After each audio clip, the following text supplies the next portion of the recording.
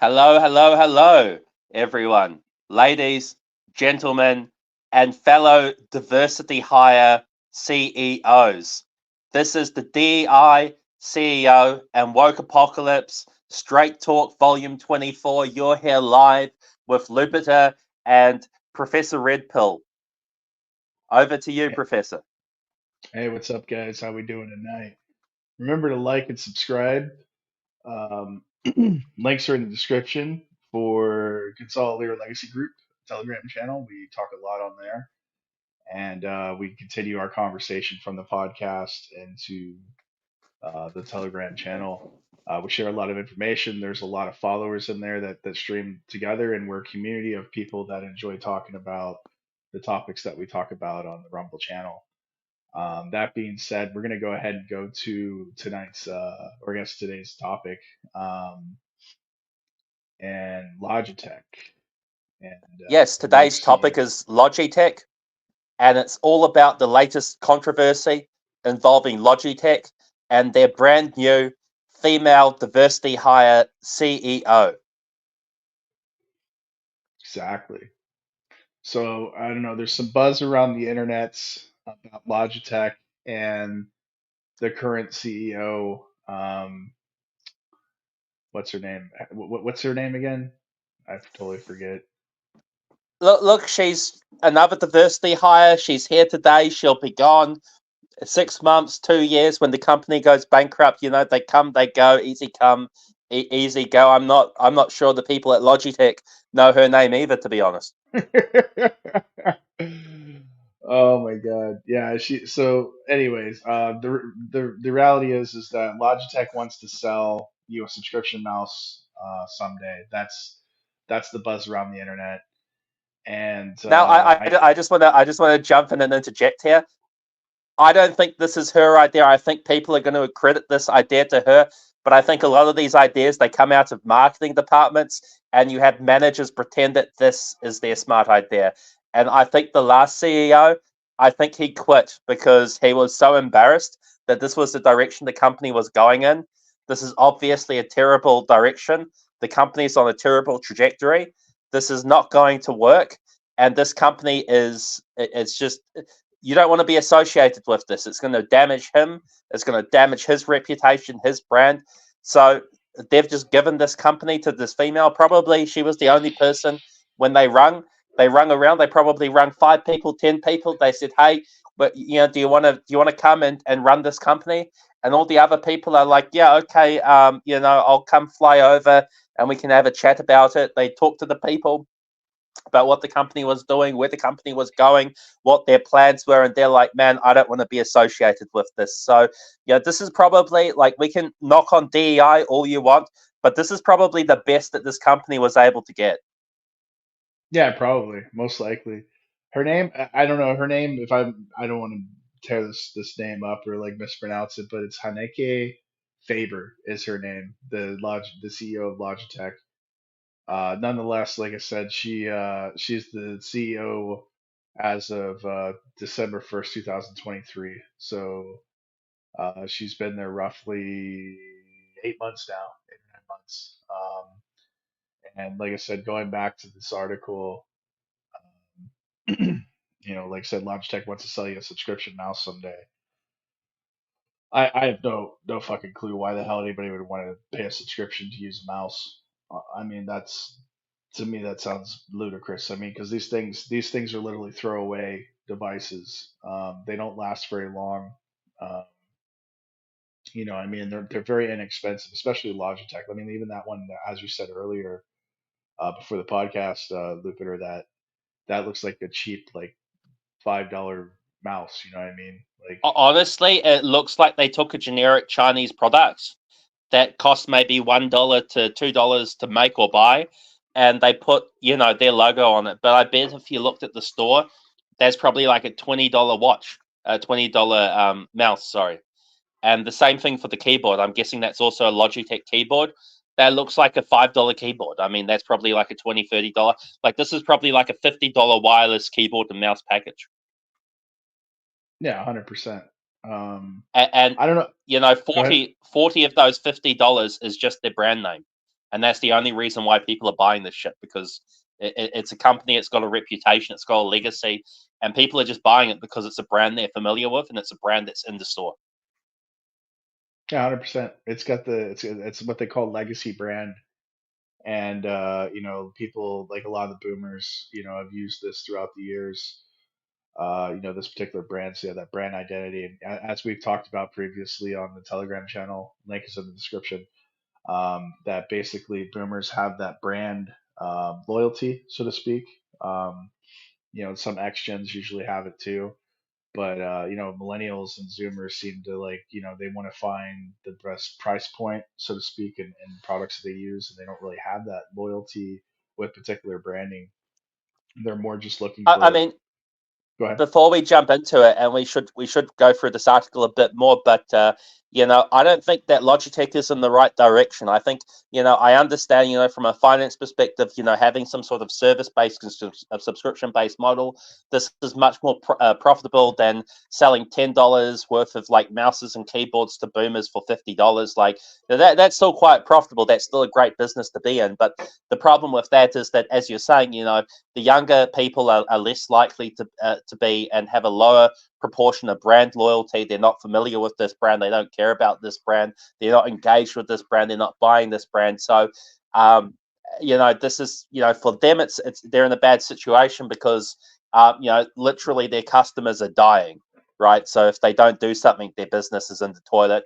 But at the same time, I mean, do you think the solution to that is to invest in subscription-based mousing models, or because I mean, I'm going to throw something into the deep end here, and I'm just going to ask you, and you can, I mean, this is crazy stuff. This is, you're only going to hear it here, guys. Like there are so many people, they're covering this, they're giving commentary on this, but they don't have the takes we have. Okay, if you like these takes, you've got to share this video, like, comment, and subscribe. But my question to you, Professor Redpill, is should they be investing in life extension technology, things to keep boomers alive, or should they be investing in the subscription model? Yeah, that's interesting. Maybe they should boomers should invest in a subscription model for their life. So like they should pay like a month. They should pay like a monthly fee of like 5.99 or like $500 to like extend their life, and that would be more beneficial to them than buying like Chinese made pieces of plastic. I don't know. I mean, I didn't think of it like that, but I was just thinking maybe Logitech, instead of spending like, I don't know, they're probably going to spend maybe $500 million like throwing money at this. Maybe, they'll get a better return on investment if they did like a long shot into life extension, partnered with a bunch of startups and other companies. Probably it's not going to go anywhere, but, let's be honest, right? Like, who's going to pay $20 a month for a mouse subscription? But if they can keep their customers alive, then they still have a business in 5 years, 10 years, 20 years. Whereas, like right now, I mean, what are they going to do? I mean, they can either try and keep the existing customers alive, they can go down the subscription mouse route, or the third option that no one's talking about. And again, you're not going to hear this anywhere else, folks. You have to come here. You want the hot takes, but what about appealing to younger people? And I don't think you appeal to younger people by selling a Chinese quality product at like a high price. No, The not at all. products are low quality. They're not the best products. They're not cool products. Like, what's going for them? They're not value products. Like, who's going to buy this? This is dumb. It's only for old people. It's a dumb business. It's going out of business. Yeah, 100%. Like I said, a lot of these brands, they're definitely towards the end of their life cycle. We'll cover that. We'll get more in depth into that later on in the podcast. But yeah, I mean, the new trend or the new thing is like woke CEOs and like female CEOs, and like getting trying this diversity thing with leadership, and I, I see it as a big disaster waiting to happen, as we've seen already in the previous businesses that tried it, and it's failed.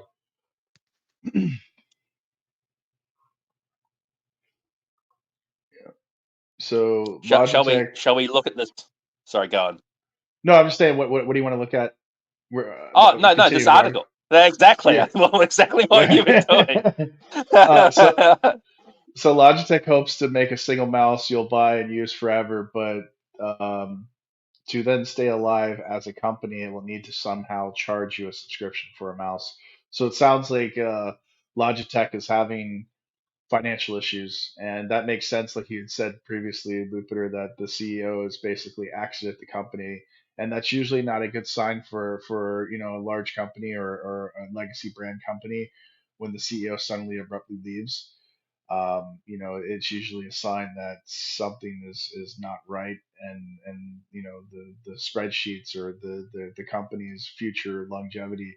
We saw this and I'm not saying that Logitech is similar in any way, but with like Enron, where the CEO suddenly just left when it was at the peak of its profitability, and the rest is history, as they say. So I don't know. I don't We'll, know. we'll I get, mean, I thought that CEO just wanted to spend time at the beach or something, family issues, something like that. I mean,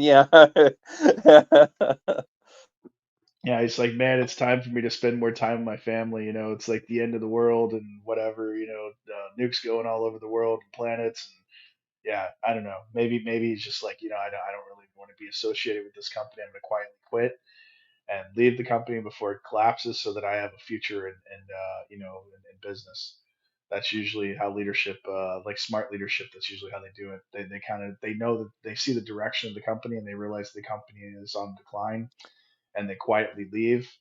Um, well, before it collapses, basically. keep in mind, like a lot of this, it's like if you're a senior level manager, what you're doing is you're not just managing like day to day operations. I know that's what they teach you at business school. That's not entirely correct. You have other people, like other C-level executives, to do that sort of thing. But if you're a senior level manager, you're also managing future projects. You're coming up with initiatives and things like this. And some of these initiatives, they take several years, right? Several years of preparation, planning, things like that. If you're going to release a product, you don't just like walk into a business as the CEO and then next year, this is a new product, right?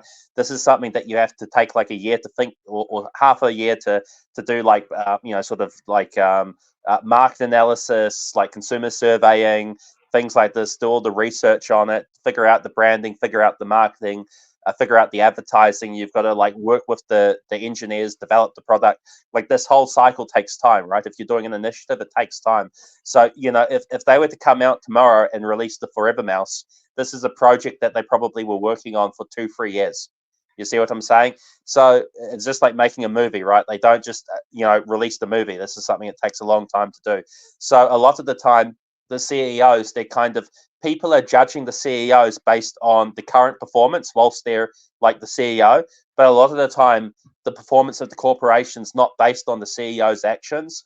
It's based on the previous CEO's actions. It's based on the previous executives' actions, because the current CEO, he's planning things for the next 3 years. You see what I'm saying? Whereas everything that's happening now, well, the CEO comes in, is all stuff that the previous CEO was planning and put into place 3 years ago. So you got to wait a couple of years before their own initiatives start being implemented, and then you can see how good the CEO is. But they're not doing that. They're looking at the CEO's performance at the current time. So what these people do is that they will come up with all their crazy ideas, and then they will leave because they know that their ideas suck, right? And that they're a shitty manager. So they leave, and then the next person comes in, and everything turns to shit. And it turns to shit while someone else is in charge, kind of like often what happens in politics. And when that happens, everyone blames the current leader, and they get to go, like they get to coattail off of other people's successes, and they move on to another company. So it's, as Professor Redpill was saying, very common. These people, to avoid accountability, they know things are going to be bad, they leave, and it's a bad sign when they leave abruptly. This is 100%. There was a movie, like I said, Enron is a really good example of that in business, in history. There's a movie. I'm gonna go ahead and put the tab in here real quick. Called Hudsucker Proxy. It's with Tim Robbins. It's actually a pretty decent movie. and it was basically about the same concept. The CEO just like basically killed himself, and without giving spoilers, basically the CEO like killed himself, and the stock was tied to him, and it was a publicly traded company, which means that basically the company would go up for sale, and then people can basically, the public could buy the company outright. So what they did was they were like, well, how much would it cost for us to like buy the company? And they were like, well, it's at profitability, it's at the peak of its profitability, so the stock would be so expensive. They're like, well, why don't we just get a dipshit CEO to come in and drive the stock down, and we could just buy it up for pennies on the dollar. And so what they did was is they hired Tim Robbins, this guy fresh out of college, because he seemed like a retard, and they put him in as the CEO. And the problem is that basically he actually came up with a good innovative idea, and it caused the stock to skyrocket. And they didn't know that he didn't know that he was basically an idiot that was just put in that position in order for them to short the stock.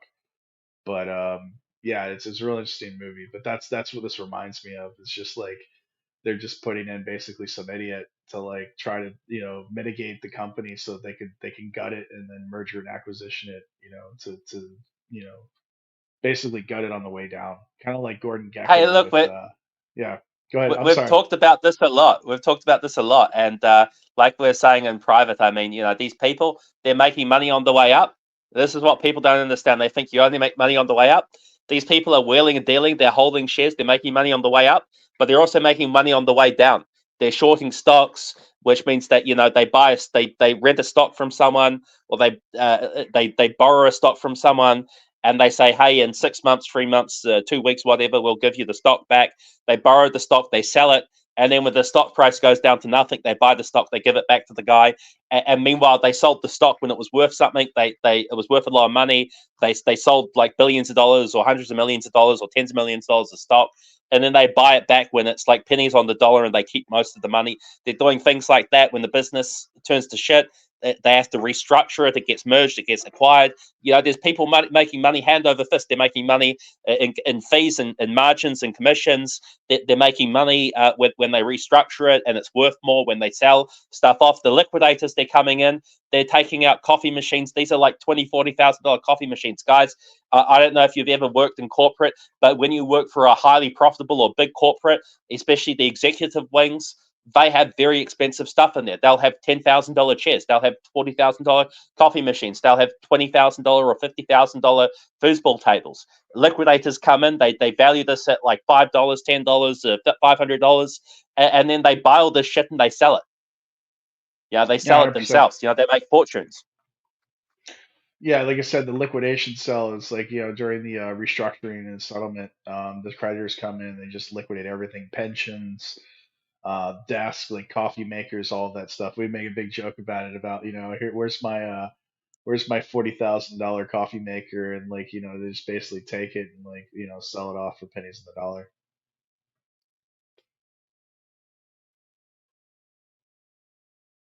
Yeah, so going back to the article, yeah, basically it's just from what is been circling is that this was kind of a concept that they were speculating that maybe we should do a subscription mouse, and somehow it would revitalize the company. And like I said, that, like, in my mind, what it seems like they would probably do is it's basically just an extended warranty on a mouse, and they would try to make it it's basically a gimmick. They would try to maximize it, like put AI in it or something like that. We'll hear about her talking about the CEO favor, and basically trying to put lipstick on a pig, so to speak, to make something that really is not worth what it is, in retail, to make it seem like it's bigger than it really is. And I mean, when they're drawing at straws like this, like I said, the company's definitely on the decline. I Um, mean, this is not the model, the way I would have gone to try and turn the company around. I mean, I would have looked at our product mix. And I'm like, look, this is not a compelling product mix. Can we offer better quality products? Can we offer more luxurious products? Can we offer better value products? Can we compete on price? Like, how are we going to compete? I mean, that's generally what you do. You compete on price, you compete on value, you compete on quality, you compete on branding, you compete on popularity and things like this. The other thing is, like, what other types of products, what other types of services can they provide? Can they provide anything that's, or can they buy and rebrand and sell other things? Is what can they do? Can they maybe they can make money making devices? I don't know. Maybe they can enter a completely different market. But I mean, coming up with this thing out of left field and saying, hey, we're gonna try and repackage like a tiny portion of like OpenAI's some sort of AI functionality. We're gonna like chuck this and charge you like $20 a month, like for like whatever like niche feature they're going to put. I mean, I don't know. I don't think this has any market appeal. I don't see how they're going to sell this. I just think it's a good idea on paper. If you can do it, you can make a lot of money, because subscriptions, I mean, you're going to make a lot more selling a $20 a month subscription for a mouse than you will selling a $50, $200, $20, whatever it is, mouse. So that's going to be a very valuable customer. So you don't need many of those customers. But at the end of the day, I mean, this is not like, if this is what they're pinning the future of their company on, I don't think this is very smart. I mean, I would definitely, if this is the plan, I would have a plan B, a plan C, a plan D, a plan E, a plan F. I wouldn't just like rest everything on this plan. I mean, I don't know. I mean, I guess you can comment on this. We can move on, and we can discuss this article over here. Yeah, I mean, basically, let me go ahead and put it back. Let me put the big screen so that you guys can see the full layout. So basically, there's no plans to release such a product at the current time, but Favor, who's the CEO, current CEO of Logitech, explained that the concept during a recent appearance on the Verge Decoder podcast with Nele Patel, if I'm not pronouncing that, I apologize. Apparently, the Logitech Innovation Center team in Ireland showed Favor a forever mouse that is designed to be used for many years. It's a little heavier than a standard mouse, and it has great software and services that get constantly updated. I mean, the reality is that the thing is with the mouse, I don't know. I'm sure everybody that's viewing this live stream is uses a mouse. Anybody that's on the internet uses a mouse. And those of you that Yeah, have have used mouses in the past, and that especially gamers, you want a mouse that's very light, nimble, easy to use, has a very good click rate and response. Especially in gaming.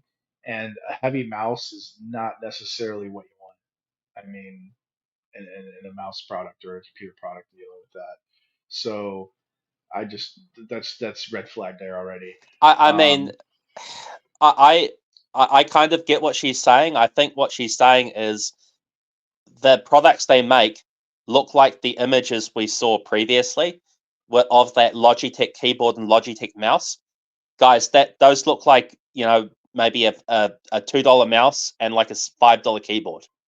You see what I'm saying? Those look like low quality plastic Chinese crap, right? Like, I'm not knocking on China. They make good stuff. They make everything I have.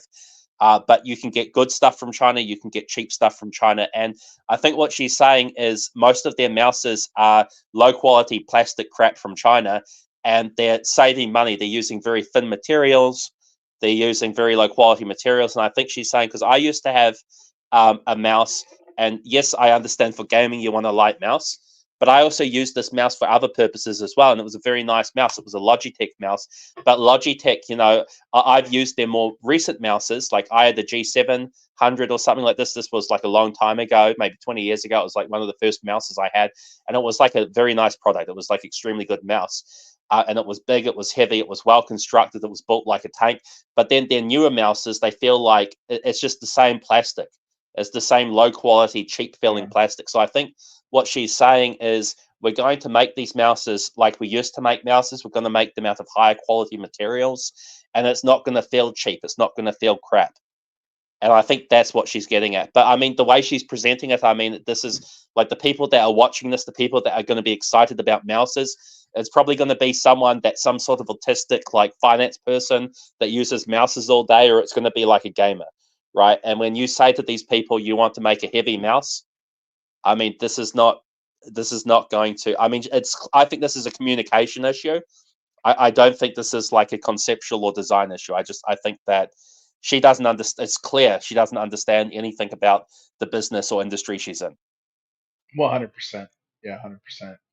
And that being said, let's go ahead and go. If you don't, if you don't mind, let's go to the actual CEO's words herself, talking about the industry. Let me go ahead and bring it up here.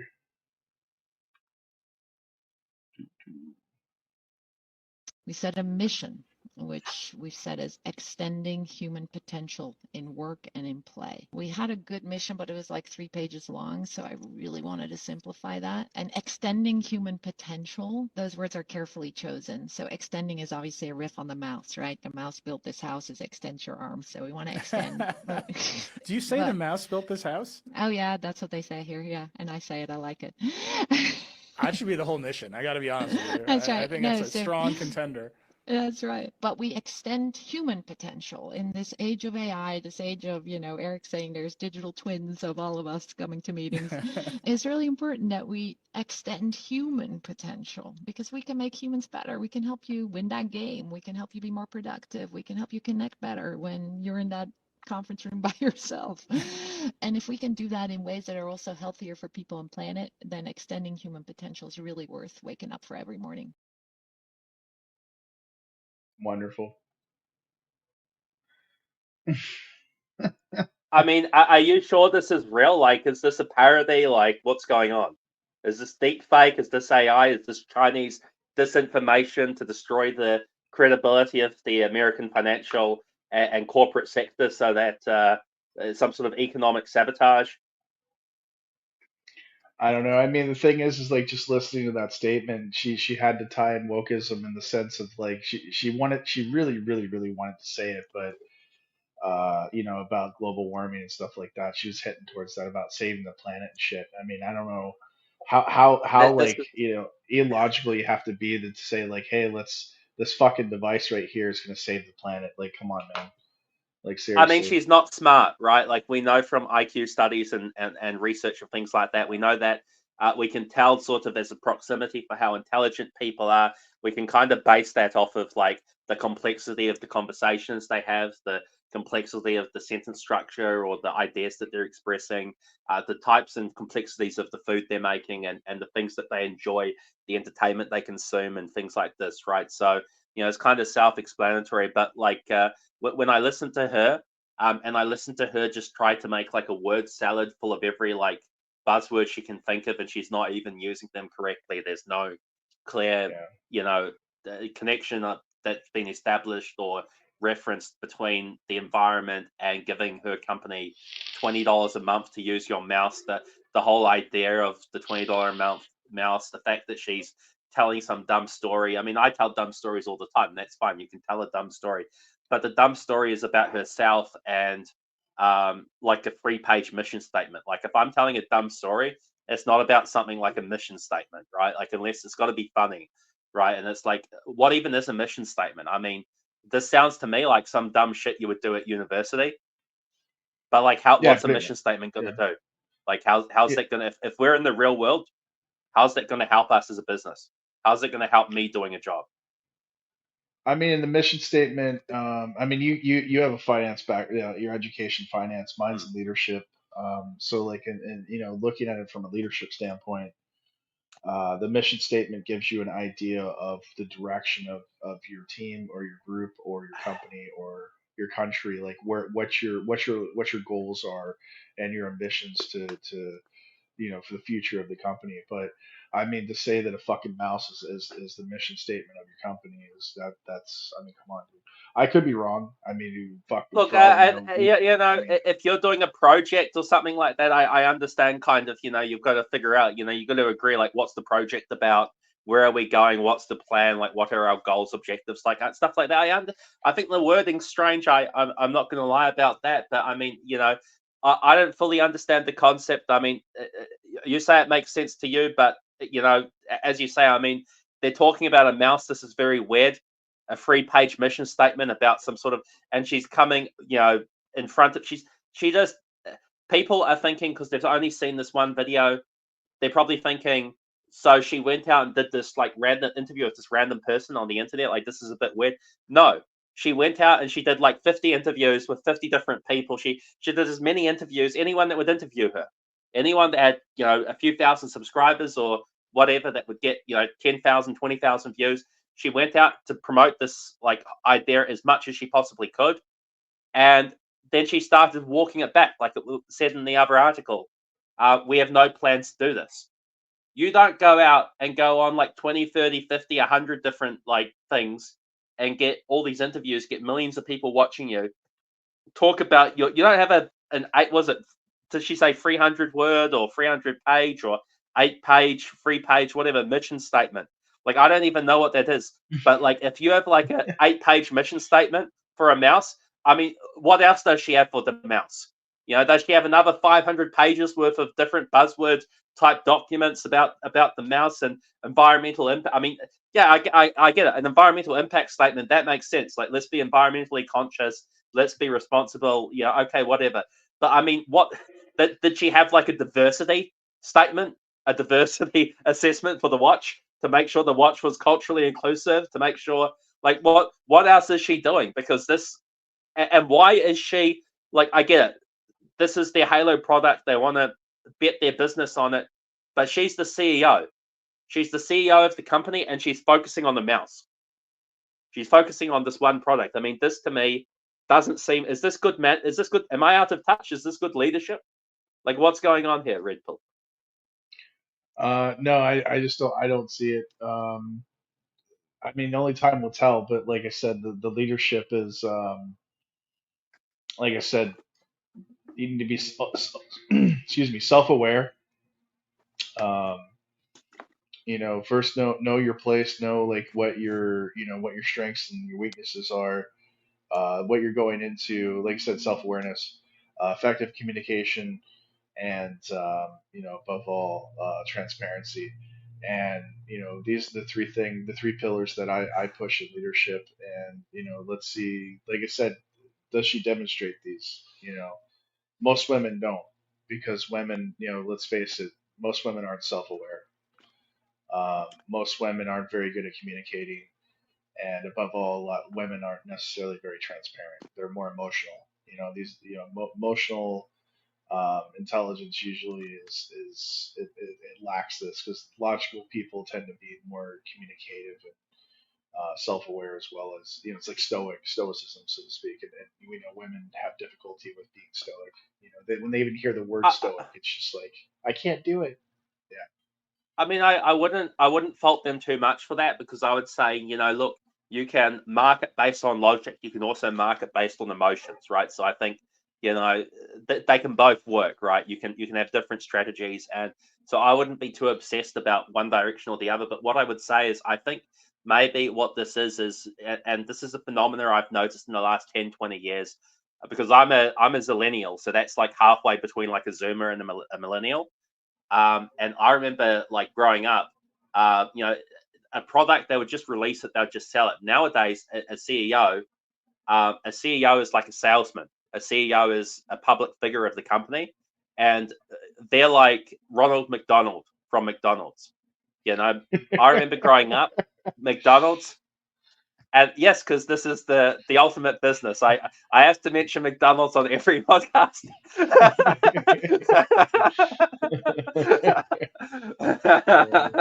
McDonald's. Yeah, no, like McDonald's was this like unique organization. It was kind of like KFC. Like there's the Colonel, right? And the Colonel, he is the figurehead of KFC. You've got McDonald's, you've got Ronald McDonald, and he is the salesman, he is the figurehead. But other companies, regular companies, respectable companies, they didn't have a clown like Ronald McDonald that would represent their business. And that was kind of lame, because when you're like 5 years old, 3 years old, 6 years old, Ronald McDonald's cool, and Happy Meals are awesome. Okay, I don't care what Yeah. anyone says. When you're 6 years old, that's like the coolest shit ever. Okay, and any other company's lame. Um, but yeah, nowadays every company, all their CEOs, they all have the equivalent of a Ronald McDonald, and that's their CEO. I mean, that's what um, uh, Elon Musk is, and his job is to go out, announce products, look cool, make the products cool, sell you on the product like a salesman, and push the price of the shares up. And to do that, you need to have a little bit of charisma, and you need to have like the right delivery. You need to have like a flashy event. You need to have the whole moment where you take the product out of the box and there's like a fancy unveiling, or there's like a fancy thing where the car drives in and there's fireworks. There's this. It's showmanship, right? It's a whole big show, and you have to have like some sort of like director that directs the show. You gotta have the theatrics. And I feel like maybe that's what they're trying to do, but because she's a diversity hire, because she's got the diversity hire staff, they're kind of botching the implementation. Like I feel like if she wants to do that, she also has to have an actual product. So if she wants to like promote this product, she has to actually have the product. You can't promote a product that doesn't exist and then not have any material, not have any images, not have any videos. Like if she was going to do it, she should have had like a team, right? Make a fancy CGI of what this like product's going to look like, and then like have like a male voiceover, have like this deep voice, have like pictures of like people like doing whatever, and try and like get an emotional connection, try and appeal to these people, have like different types of like they needed the whole thing. They needed like the trailer, to sell the movie. That's what they needed. They need something. But I feel like they're just botching it. Yeah, a piece of flair. I mean, yeah, you're right. I mean, like you remember like Stephen Jobs, like how he would present any type of new product or innovation. He would come out, it'd be a big presentation, and he'd be like, "Hey, look, man," and he was the king of marketing, dude. Like Elon Musk, Gates, like any of these like tech industry people, they could. This guy was like the goat man of like marketing and communication, business consumer communication, the social feedback loop. This guy was king shit of fuck mountain. And like I said, yeah, he'd come out and be like, "Hey, I got this new device, dude. Look at this thing. This thing's awesome." And he presented it, and like the guy knew how to talk. He had really good direction. His leadership skills were sound. You know, what I mean, he was very. They call him like an inspirational leadership style, like kind of like a motivational leadership style. So I mean, he would motivate his team, he would motivate his consumers, and he was very good at communication, a very effective communicator. And to me, and nothing against the Chinese. I mean, I'm pro China. I like Chinese products. Everything in my house, even if it's an American product, it says made in China. So I fully support China. But at the end of the day, you can get good stuff from China. You can get medium quality stuff from China, and you can get very low quality stuff from China. And to me, this seems like one of those old school, because this is a lot less common now, but it seems like what she's doing is, how like when you have a Western product or a Western service, and then Mm. you have some emerging country like China, like 10, 20 years ago, Korea, like, I don't know, 10 years ago with cars or something like that. And they're trying to make something that's like a facsimile. They're trying to make something that's built in the image of something that exists in the West. And it's a poor copy. And it's just all wrong. And everything's wrong and everything's crap. And to me, watching her go about this seems like she's trying to be Tim Cook, doing the product announcement at Apple. She's like a low quality. She's what the Chinese people that before they had, you know, 20 years of experience copying Western stuff, developing their own stuff. She's like what they would do as a low quality job. That's how it feels to me anyway. What do you think about that? Yeah, I mean the thing is I personally don't think that women are great leaders. I've never, I don't know if I've ever seen any like historically like any woman that like you would say is like a great leader in comparison to a man. Personally, um, I mean you can maybe say Mother Teresa, but even then, it's like the more of a servant leader in that regard. But like I've never seen like a real stoic type female and leadership. And that's the kind of person you want as CEO of your company, is someone who's stoic and is able to overcome adversity and deal with crises that come upon, like any type of crisis that comes upon your company, being like, stocks crashing, or deal with a recession, um, any of that stuff. Like I said, and men just typically, they're better geared for that type of scenario of mitigating crisis in an organization. Especially, like I said, Look, the main thing. Go ahead. Sorry.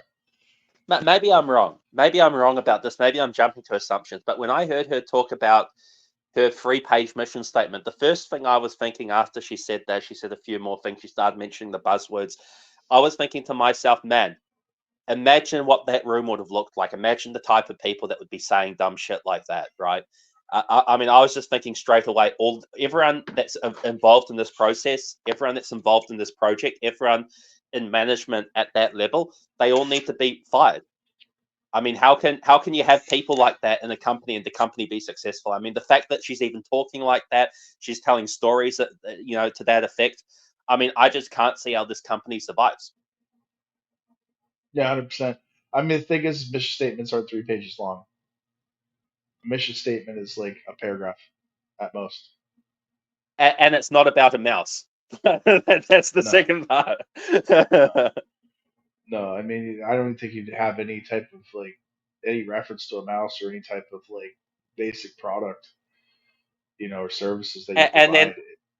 she's telling us how she needs to simplify the missions. It's like, and then communicate that to us. It's like, what, why? Like, this is some internal stuff. Yeah, Like, why are you communicating this to? Like, you should, if you have a mission, you should people should know that, because like that's something that they can tell by your actions, right? Like, it's better to communicate that with actions rather than like telling us about like your internal business processes, yeah, and your meetings pretty that you much. had. Yeah, I mean, the thing is, it's like to marketing a product, you have to come up with 5 words to describe your product. To keep, that's how you definitely market a product, and that's how you that's about all that you put into um, in marketing is 5 words or less. And I mean, internally, like I said, it's you're communicating to the customer, but the thing is like with innovation, with any type of product, you first put it out in the world, and you don't know. I mean, you may design it for something, or it may have been a creation based on some type of design, but you really don't know what the product is until it gets out into the consumer's hands, and then you'll know what kind of product you have. And at that point, that's where the social feedback loop is important, because the consumer is able to communicate back to the company what they don't like about it, what they think that needs to be improved, price point, um, quality control, things of that nature. And then you can kind of you send that back to the designers, and you fix things and make them more accurate, more efficient, and then there you go. We're going off on a little bit of a tangent. I promise it is Yeah, related, but we will need to pull it back. But um, have you seen, and for the rest of the audience, have you guys seen the latest update from Microsoft about their AI integration into their operating system? I haven't heard about it. It's So interesting. what Microsoft is doing, and this is something that's been tied into all of the hardware manufacturers, all the manufacturers that make the computer processors, whether it's the latest Snapdragon processor, that's the first time we've had an ARM processor for Windows in a long time. It's a big thing. It was a big launch recently.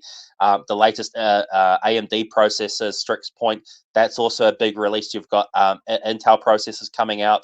They all have dedicated hardware on them for AI, and this is part of an industry-wide initiative that's being spearheaded by companies like Microsoft and also the American National Security Agency, which at the same day, like the same day that they announced this like product being released for the public, they also announced another product that's like exactly the same thing being released for the government to spy on people.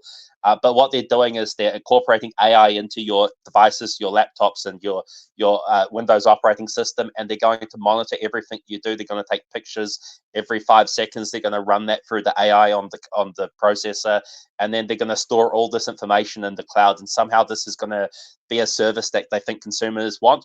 Well, when they announced this, a lot of people that heard about this had, let's just say, negative reactions to the idea of having an AI program that monitors everything you do, storing it in some government database somewhere. This was just not very popular with consumers. So what does she do a week or two after this? I mean, you would think, look, if you had a competent marketing team, you would have people monitoring this and public relations and things like this. They'll be looking at, what's going on. I mean, we learn about this in business. It's called PESTEL. It's a PESTEL analysis. So it's a political, economic, social, technological, legal, environmental analysis. You do these types of analyses all the time in business when you're doing projects, when you're releasing products, when you're looking at different businesses and things like this. And you would think, look, they would be monitoring this. They would see that, there's quite a negative reaction to this AI stuff. There's quite a negative reaction to the AI stuff spying on you. And then she comes out and she's like, yeah, you know what? We want to incorporate AI into your mouse, right? Like after Microsoft already had to walk that back, she comes out and she announces that. Like this, I mean, this just doesn't, it just screams like they don't really know what they're doing, because a competent company would look at Microsoft walking it back and they would think, gosh, now would be a terrible time to announce that we're putting an AI mouse that spies on you in your computer, and you're going to pay like $20 a month for this product and service. Yeah, I think they're getting to the point where like they're basically trying to copy, like I said, Microsoft, but they can't deliver like what Microsoft is able to deliver. You know what I mean? Especially the fact that Microsoft has several monopolies. Um, it's a little bit easier for them to dictate that. I mean, what's the market share of Microsoft in the world? It's got to be like at least 60 to 70%, if not 80% of the market share. There's not a I mean, Logitech doesn't have 80% of the market share. They can't what really. about Apple? And I mean, that's a very good point. Microsoft is integrating it into the operating system, so nothing Logitech will do as a tiny company will ever be comparable to that. But what about Apple? I mean, if this is such a great idea, I have to ask, why is Apple not doing it? Is Apple Because making an AI mouse? You know what I no, mean? That you pay $20 a month for. Like, because if this was a good, I mean, if you think, if you think about it, right? If there was any company that was going to do this, and if it was a great idea, you think, well, okay, it would be Apple that would do this first, right? But they're not doing it. I mean, what no, does that tell you? I mean, it's probably a bad idea. Probably. probably a bad idea. Because like I said, like Apple is obviously the top dog when it comes to hardware. Computer hardware. Um, they know their stuff, and that comes from, like I said, from Steve Jobs. And leadership there at Apple, that they know what the consumer wants, because, like I said, they have the social feedback loop. And the social feedback loop is that business to consumer and consumer to business, so that their engineers and and staff have a good relationship and rapport with the consumer, and they know what the consumer wants, and they deliver what the consumer asks for. That's the thing. So, well, Logitech, okay, well, if you do provide a subscription service, are you gonna provide the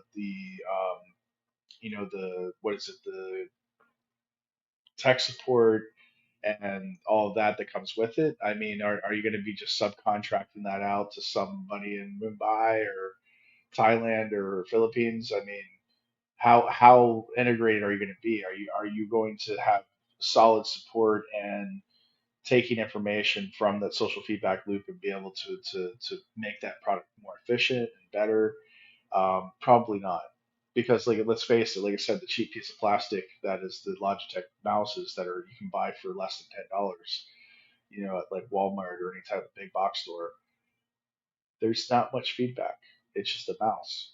If people don't like it, Like, they won't buy yeah. it.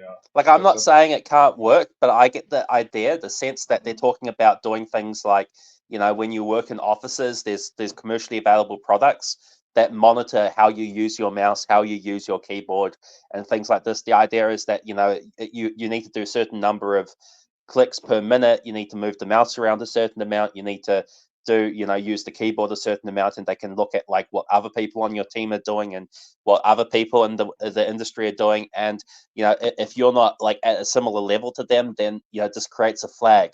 Maybe you're not working hard enough. You know what I mean? And this can be a good way of monitoring employees, but it can also be a very bad way of monitoring employees, because some employees, they need to do a lot of thinking. They use the mouse less because of the nature of their work, or they have different type of work that day. They're doing some other type of thing. Maybe they have to speak to people or something on the phone in relation to their work, whereas the other people are. So it's good and bad thing. But then I get the idea that maybe they're trying to tie that into their ecosystem, or maybe they're trying to do like keyboard macros and things like this. But again, there's already existing software that does this. I'm not saying someone can't release like a killer software package that makes a lot of money, that is in this space, that outcompetes what's already there. Of course, there's always a potentiality that could happen. But at the end of the day, this is a contested space. That there's a lot of features and products out there, and it's really tough because they're going to go against Microsoft, and Microsoft is now starting to incorporate all this stuff in there. I mean, that's the whole point of this Microsoft spyware AI thing, right? It's to help parents monitor children. It's to help businesses spy on their employees, and it's to help the government spy on everyone. That's why Yeah, this software exists. that's the question I have though with Logitech. Like I said, going with an AI mouse or subscription mouse, what's the privacy concerns? Because that's been a big concern with Google and with Microsoft and obviously other types of tech companies, is how is the consumer going to be protected from their privacy? The company intruding on their clicks and stuff like that, and what I mean, Well, what that's what a big about what concern. about security?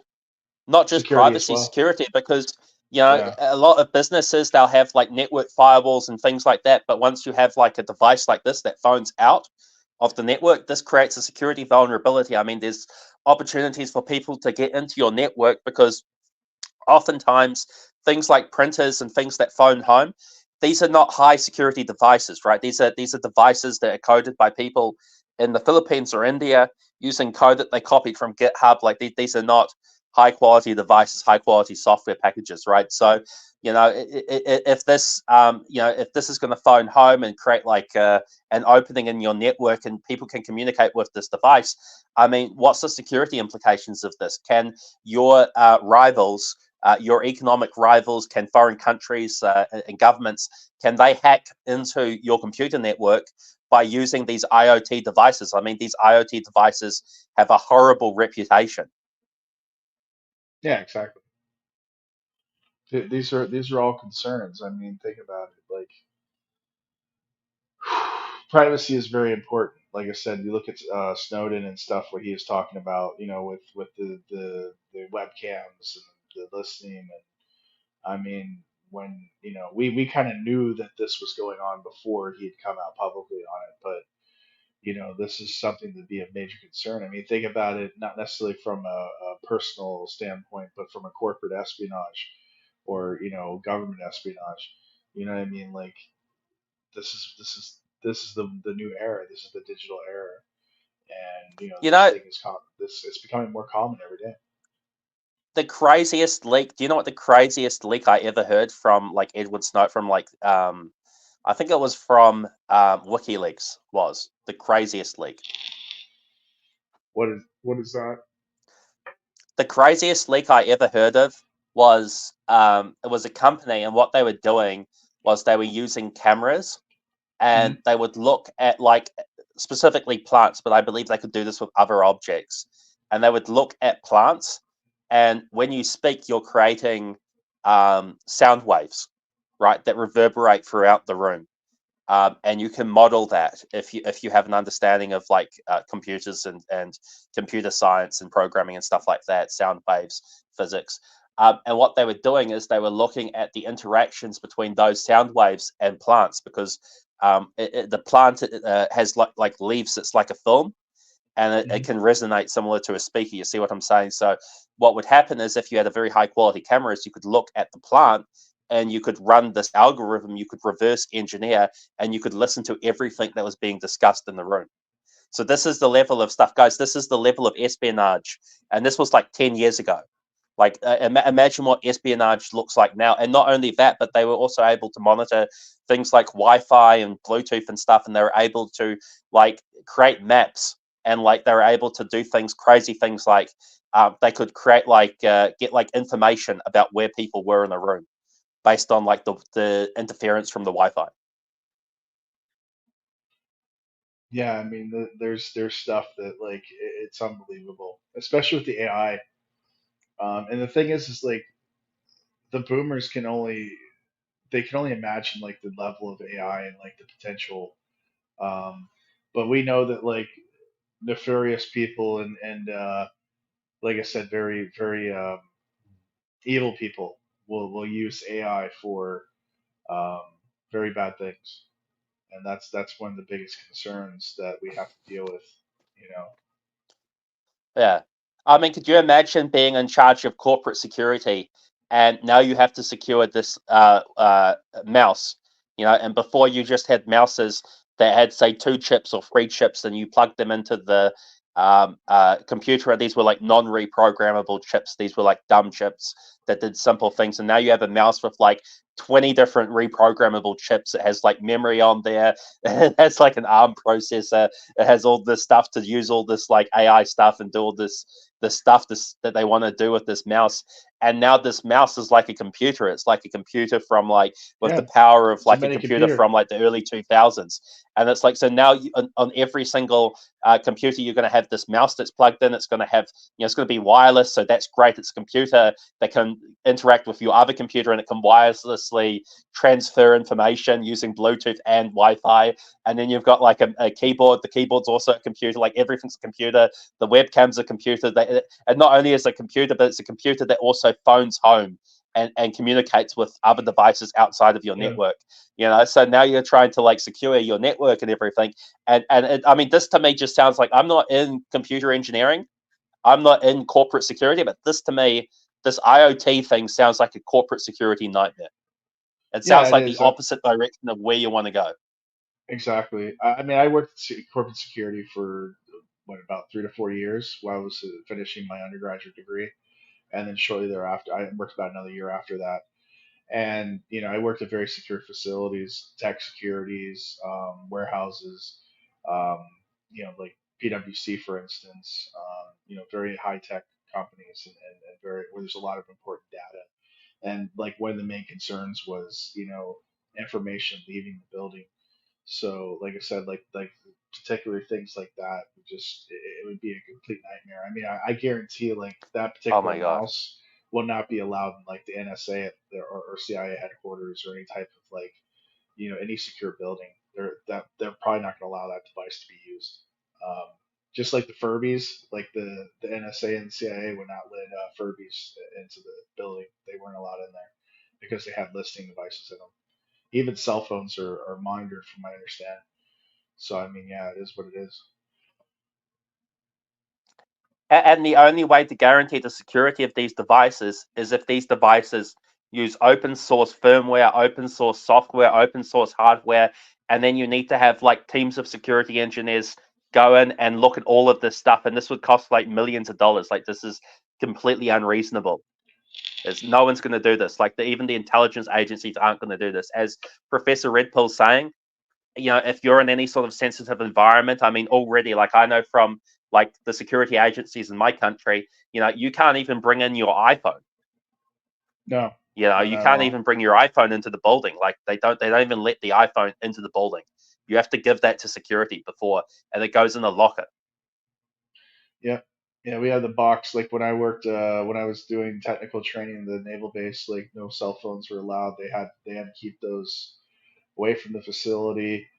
Even in Aramco, there's a box you put your cell phone in before you enter the building or the room.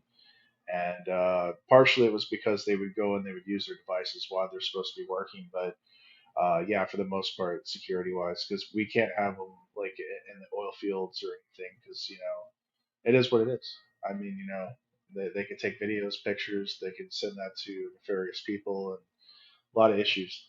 Um, but yeah, that's the main concern that I have is the privacy and security issues, like you're saying, with these high tech devices. But this is technology. This is innovation. This is things that you have to deal with. This is why they pass laws, why they have policies, and this is things that obviously favor the CEO of Logitech, current standing CEO, is definitely gonna have to think about when marketing this type of product.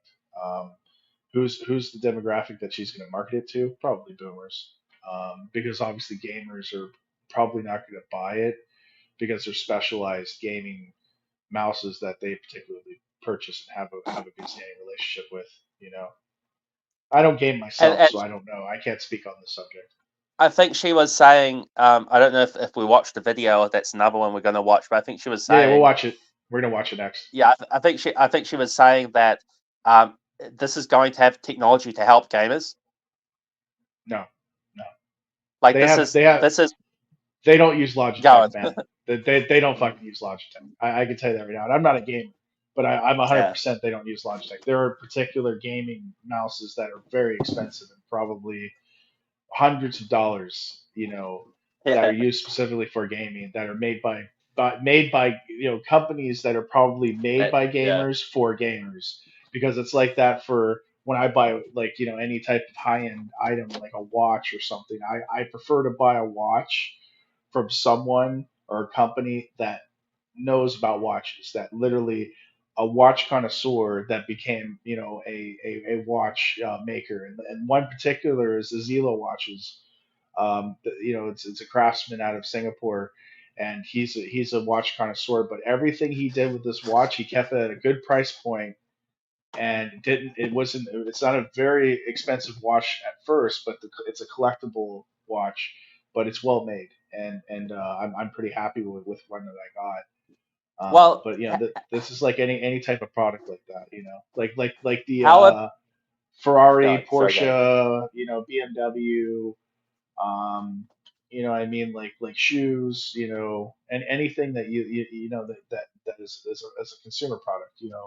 Are you buying for price point, or are you buying for the product itself? And Logitech is, people buy Logitech because of the price point, because it's an affordable product.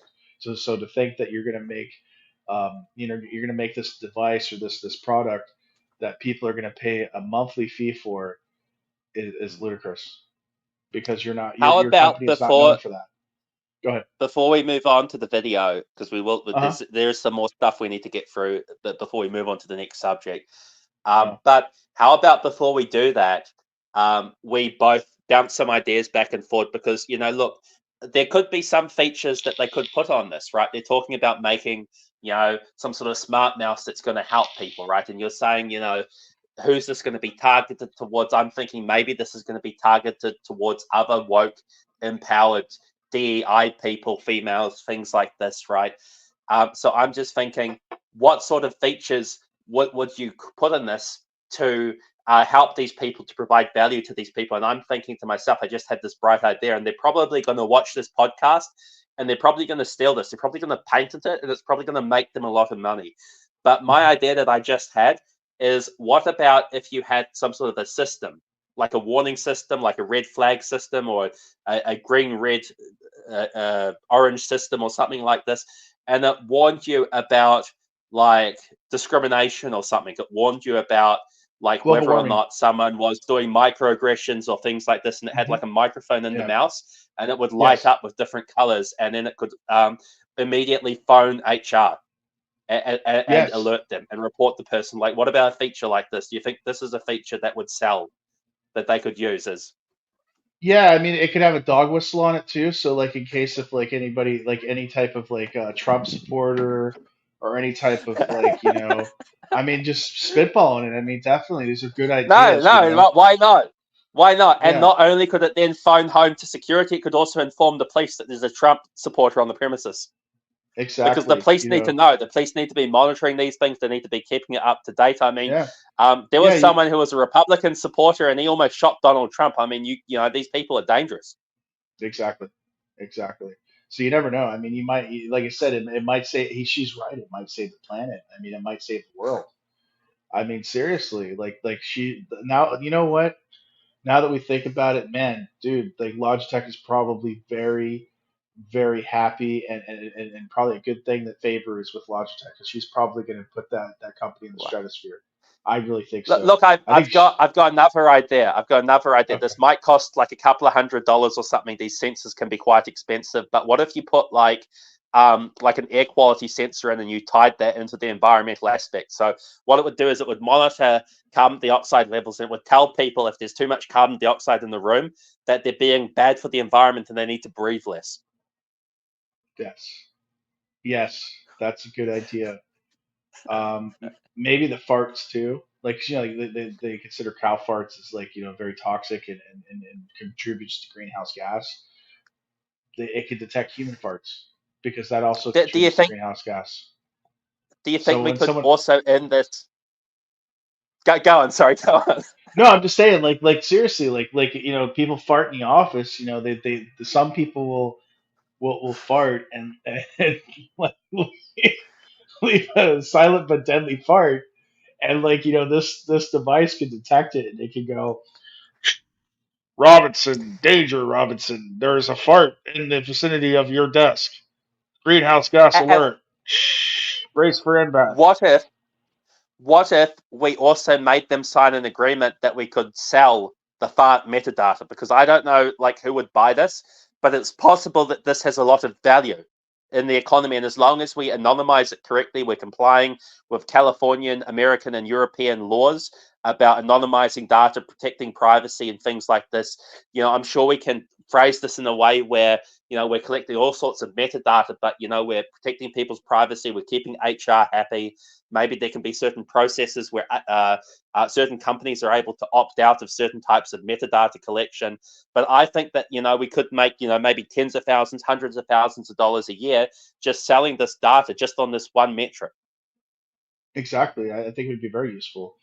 I mean, we could call it the silent but deadly data. You know, SBDD, SBDD, silent but deadly data. I think it's a good idea. Like I said, man, we should work for these CEOs. We should work for these companies as consultants on how to become, very profitable woke companies, and, like I said, to the stratosphere. I mean, we could really, like, even Hollywood, we could definitely change things, man. We can make wokeism work, and really make it very profitable. I think definitely 100%. I mean, I just remember, I think Donald Trump, he was saying this in 2016, right? He was saying, look, the country's ran by idiots. There's nothing wrong with America.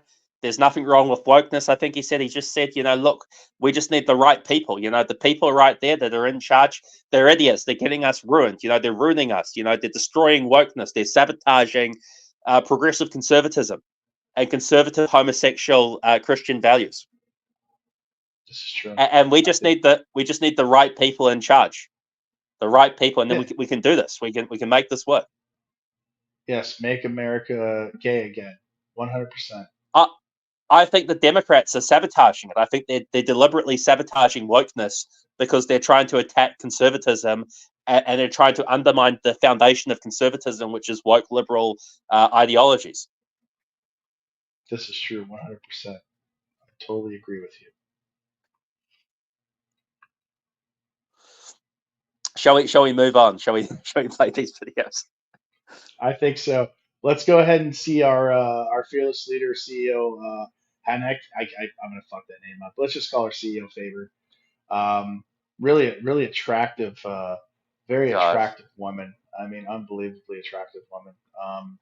God Let's go bless ahead and this woman. I mean, we're looking at the future president of America, guys.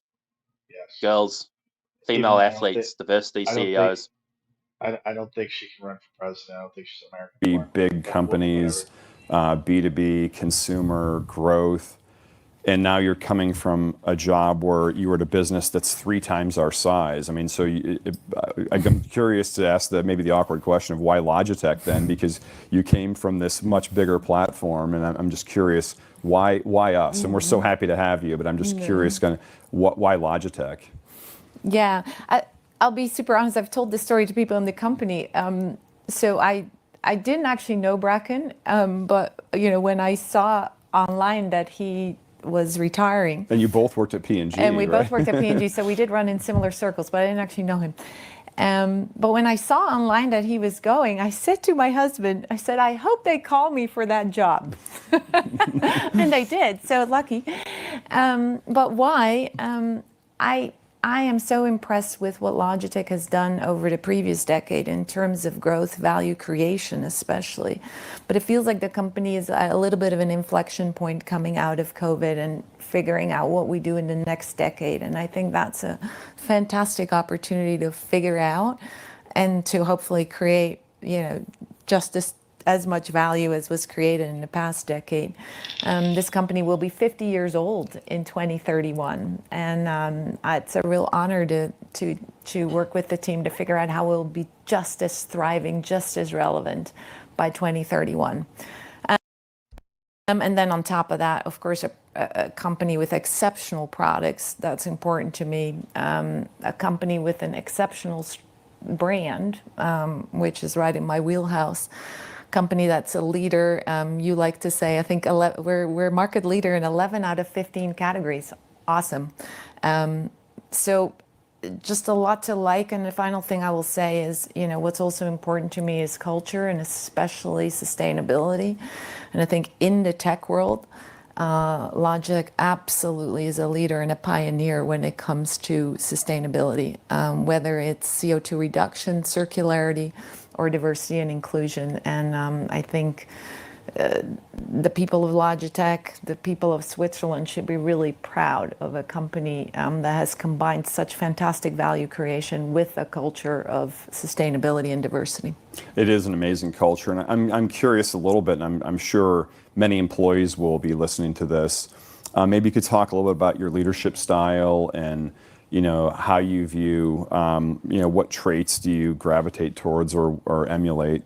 Yeah. Most guys' t-shirts have this one weird gap that makes their arms look weak. That's because your average polyester shirts are... A couple of things I'll say. My style, business happens on the ground. It doesn't happen actually here at the headquarters. It happens with the consumer, out in the markets, with the customer. So I intend to be out there quite a bit, not very hierarchical at all. The people who are closest to the consumer and the customer and to technology in this case, they know best. So I'll be spending a lot of time with those people who know best. And then the second thing I really believe is that every organization is perfectly designed to get the results it gets. Wow. Which means Logitech today is perfectly designed to get the results it got last quarter. We will want to change those results a little bit. Do you plan on making org changes?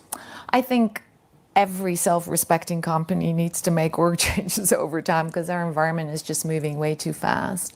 So yeah, there will be changes, and they'll be good changes. How do you interact with employees, customers, investors? I mean, what's your style?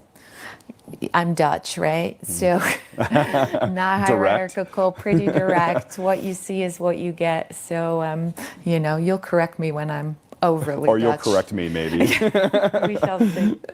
For sure. I'm American, but I'm also super direct. So you and I will get along well. So day 5, and it's been great working with you the first 5 days, I'll say. It's just been fantastic.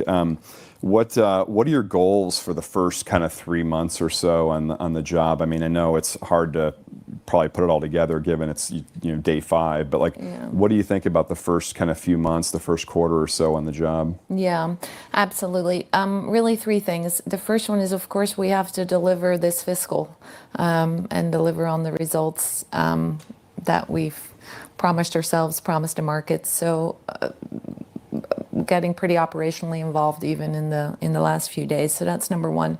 Number 2 is onboarding, meeting as many people as I humanly can, consumers, customers, partners.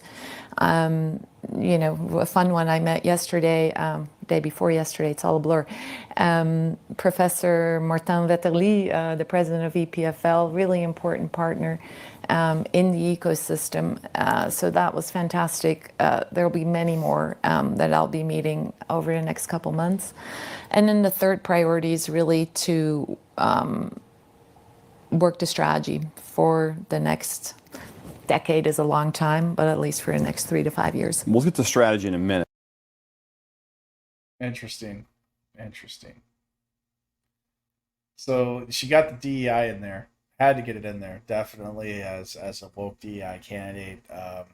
We got to self promote DEI as DEI candidates, so we can spread the spread the love with DEI.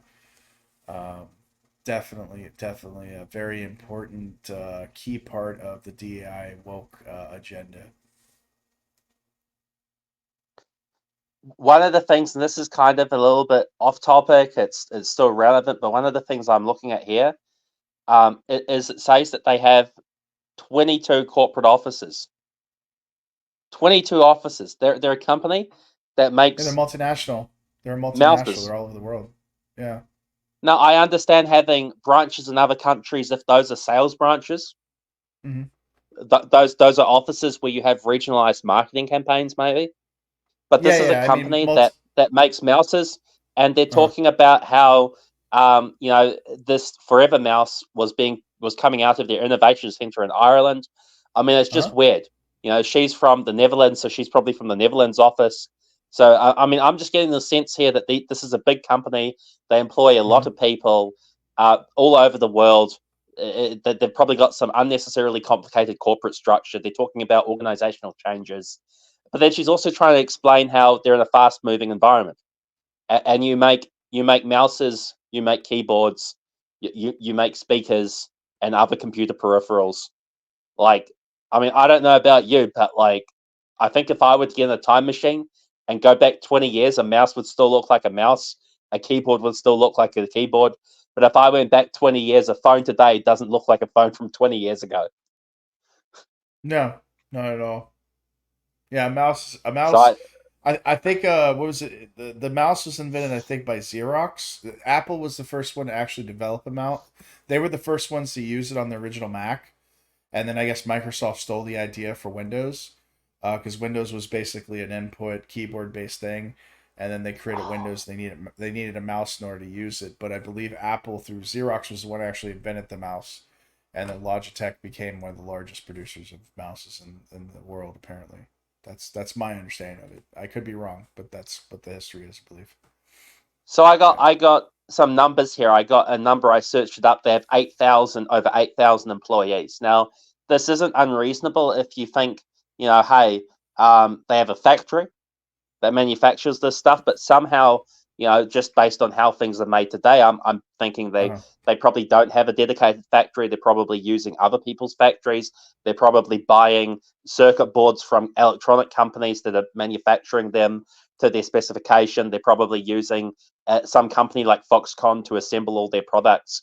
They probably don't have 6,000 people working in factories making all these devices.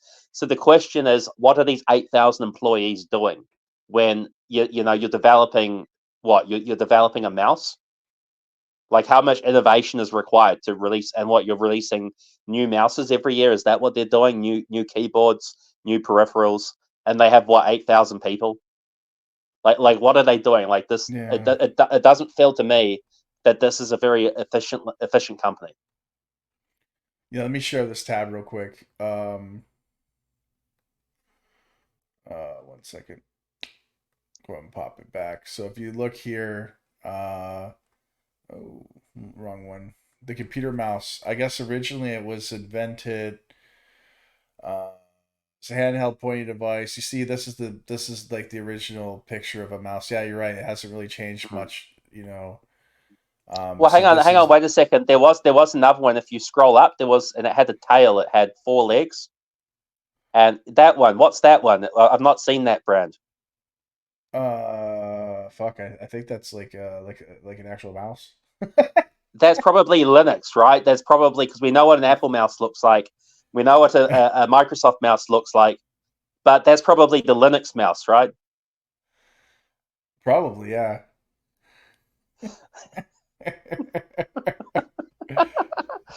Yeah. Damn. Yeah. So, all right, the first rolling ball mouse here. So it was invented by this guy. I guess, post World War II. Like a lot of the stuff was invented by the World War II generation. A lot of this was probably originally had a military application at one point, and just basically went into the private sector. But yeah, first public demonstration of mouse controlling a computer system was done by Doug Eaglebart in 1968 as part of a Mother of All demos. My Like I'm just solution. not seeing it. I'm not seeing how you need 8,000 people to run a company that makes this type of device. Yeah, exactly. It's a very simple device. It's a very simple. I mean, because you have Chinese companies that are making these at like cost, and it's unbelievably, yeah, Xerox. There it is, the Xerox Alto, the first mice on a personal computer. Yeah, was Xerox, as I was saying, in 1973, and then Apple in 1982 adopted it to the Apple Lisa, and then of course Microsoft stole the idea from Apple to create the Microsoft mouse. Yeah. But yeah, it hasn't changed. This is a picture of the Microsoft mouse, the 3 button. I don't know if you remember that. I remember using that device. This was Um, this was well before my time. yeah, but that's the original mouse. That for the personal computer PC. Um, yeah, it's not a Oh very yeah, go complex yeah. I system. was gonna say zoom in on this one. This is, guys. If you don't know, mouses used to have balls in them. Yeah, They balls. used to Yeah, have we used to little take balls in them, and you could we take them out. yeah, we Sorry, used to go take on. him. We used to go like I remember back when I was in like in high school and like middle school, you'd go to the computer lab and the ball was fucking missing because some asshole took it out and was using it to play with, and like half the mouses didn't work because like all the balls were missing. Now they have optic ones, as you can see, like the optics. They got optic mouses, so now you don't have to worry about that shit. But yeah, like it was, and they're And wireless. This one's wireless, and this uses Bluetooth and it uses the regular. So I have it's two different versions of frequency, but I use it for all my devices. I have one mouse for all my devices. You couldn't do that before. It'd be a pain in the ass to do something like that. Yeah. And this isn't a Logitech mouse, by the way. This is I think a Chinese brand or something. Because China makes the best shit, just like Japan made the best shit during the 80s. Continue, brother. I'm sorry. oh, I was just saying, see if you can Google for Logitech ball mouse or ball mouse, because there are actually different types of mouses. So this one has the ball on the bottom. And Mm-hmm. it's, instead of having an optical system, then they went to laser systems. So it's, I don't know exactly, like I'm not electrical engineer or mechanical engineer, so I can't explain exactly how this works. But these are different ways of like measuring, XY movements of the mouse to move the mouse around on the keyboard. Sorry, on the screen. But there has been a lot of innovation in mouses, a lot of different types of mouses that were developed. Yeah, so this is an example. This is one right here, and this has it's a ball, but the ball is on the side. So yes, it has the sensor at the bottom, which in this case would be like either a laser or an optical sensor. But this Mm-hmm. also has a ball, just like the other one, but the ball's on the side. There's other ones that have the ball in other positions, but this is for apparently some people, they have RSI or they have injuries, or it's like a different way of moving it around that's supposedly um, less likely to cause some sort of repetitive strain injury or something like this. Yeah, there's mouses like that. So there's been a lot of experimentation with mouses. As we said, I mean, a lot of them, they had the ball on the bottom. Then some people were like, well, instead of moving the mouse around to move the ball, what if you put the ball on the top? And this is what they did here. There's been all sorts of funny shaped mouses, but at the end of the day, all the mouses sort of they came back and they converged. And people that use these mouses, they're weird people, or they're people that have some sort of weird workstation. Like, for instance, if you're on like a naval warship, they'll have a mouse that looks like this, because obviously, if you're on a naval warship and they have just some sort of random mouse, and then the ship turns, the mouse just goes flying to the other side of the room, and you can't use any of your weapons or anything, right? So they'll have a mouse that's built into a console that looks like this. and you move the ball. And so they have different types of things. But at the end of the day, as we're saying, all the designs sort of come back to the original design. So there's been a lot of innovation, a lot of experimentation, but like it's not really amounted to anything. And like, how exciting can we make mouses? I mean, it is what it is, right? It's it's a point and click. But the only innovation that's really come to this field is touchscreen, and that's like actually a negative thing if you're making mouses. Touch screens are like the opposite of what you want, right? If everyone uses a touch screen, and that's what's happening now, is people are using phones instead of computers. This is true. Yeah, I use the combinations like my laptop, like all my laptops I buy with touchscreens, and I because I don't use the little mouse pad with your finger on the keyboard. I use the touchscreen or I use an external mouse. But now I went back to an actual PC. So and What I prefer. about VR?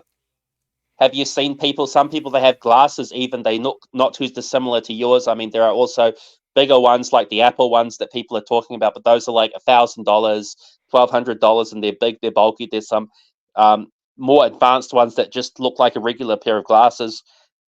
But people can use these glasses and they can use them in combination with gestures, virtual touch screens, voice commands, things like this, even if they want regular mouses. But this is also something that in the future, maybe people will have some sort of augmented reality thing. Maybe they'll have some sort of Neuralink thing. So even then, again, this is just going to damage the Logitech and companies like Logitech even more, because they make human interface device computer peripherals like speakers, keyboards, and mice. That's where all their money comes from. Yeah, exactly. So, yeah, that being said, like I said, we were talking about the next topic we were talking about, or subtopic, was about growth, right? Dealing with the CEO. To get back on the topic, main thing. Oh yes. There's the diagram of the growth cycle, the life cycle of companies. Is that what you're talking about? Yeah, that you'd point out. Do you want to So show the video she did first, or mention that. Yeah, go on. yeah? Let's show the video and then we'll move on to that. Okay. All right, we'll go back and share. Oh, I've already got the tab on, so we'll just go to the yeah. We had unprecedented growth. I mean, we grew 70% in 1 year. Yeah. That's just, no company in our industry does that. 1 year. And then we've had a really tough run. The couple years afterwards, we've seen revenue.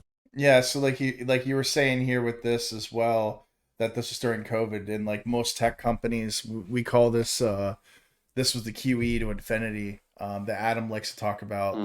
That basically all that free shit money that came from Trump, because Trump basically gave everybody $1,000 a month, and I guess he blamed it on the Democrats that he caused hyperinflation. It is what it is. Well, So what happened with this? Sorry, go on. I'll let you go. No, I was just saying that Trump stimulated the economy through QE because the Republicans like to do that.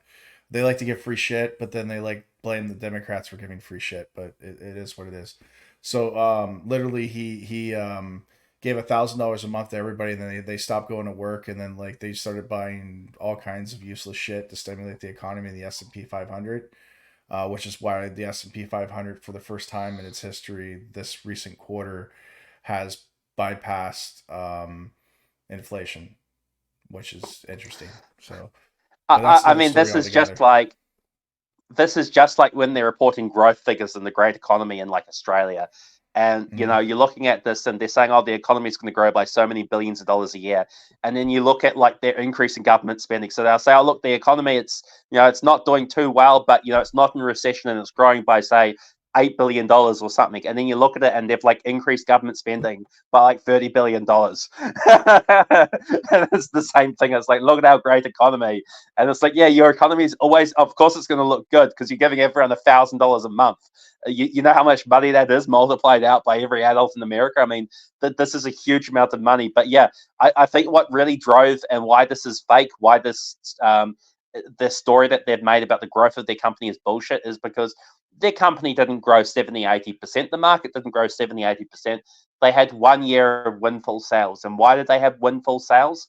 Because the government in many parts of the world, more so outside of America, but also in America, in Democrat areas, they said oftentimes you can't leave your house or you can't leave your neighborhood, or you can only come to work in certain circumstances. So what happened is every single business went out and they brought a cheap laptop, like a Chromebook of some kind, like a cheap business laptop from Acer, Asus, Dell, HP, Lenovo, something like this. And every single person that had one of these needed a keyboard and mouse. And what did they do? Well, it goes back to what we were saying about boomers and boomers buying Logitech, and how it's mostly boomers because and Generation X people, because it's a legacy brand. It's got legacy market share. So what happened is people, they went out, they brought a device, and that device that they brought, the laptop, was split over like 5, 6, 7, 8 different companies. But they all went out to buy a mouse, and like 70% of the people that went to buy a mouse or a keyboard for this new laptop, they all went out and brought the Logitech product. So this is why 100%. Logitech had huge sales. And they said they had huge sales, and then the next 2 years were bad. Of course they're bad, because when you double your sales in 1 year, your next 2 years are going to look terrible. And don't forget, a lot of companies gave employees, if they had their own computers, they gave them an allowance to buy this stuff, a couple of $100, whatever it was. So everyone that wanted the new mouse or a new keyboard, they went out and brought it because they got the COVID money, because they got the money from the company. And so then they have 2 years that look bad. Yeah, 100%. Yeah, it's fake growth. Like I said, it's that zombie economy. Like I said, fake growth and zombie economy. Let's continue. Revenue declines. We're not calling a bottom yet, but if you look at the last few quarters, the rate of change has slowed, and we're starting to see that bottom. And then now we're really focused about growth. And you think about like how do we position for growth? And I'm curious, kind of your thoughts about what we could do to position ourselves for growth, and maybe touch on your career and how you've seen maybe changes in the past or things you've done to kind of turn the ship around. Yeah. Well, first, let me say, you've trained me well already. I think Logitech is nearing that inflection point. And over the next decade, there's still a lot of growth to be had for this company. How do we get it, of course, is the big question. If I use my Unilever experience there, the Unilever food business was not very exciting when I took it on, quite honestly, in 2019. It had literally been flat for 10 years. It had gone absolutely nowhere. Very profitable, but it had gone nowhere. So it needed some real changes. So we did 3 things.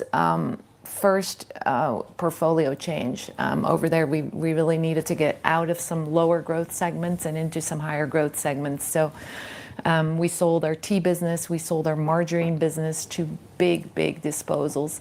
And then we bought into functional nutrition and plant-based meat and into emerging markets. So, a rising tide lifts all the ships. Oh you my gotta God. Make sure your portfolio is right and that Oh you're my focusing God. in growing spaces. Yeah. What's up? I mean, does this need to be said? So what did she say? They sold a bunch of margarine business. Like, why did they have a margarine? Did I hear this correctly? You want to play it back real quick? Yeah, let's rewind the last like 20, 30 seconds and rewatch this, because this is unbelievable, guys. Okay. How do we get it, of course, is the big question. If I use my Unilever experience there, the Unilever food business was not very exciting when I took it on, quite honestly, in 2019. It had literally been flat for 10 years. It had gone absolutely nowhere. Very profitable, but it had gone nowhere. So it needed some real changes. So we did 3 things.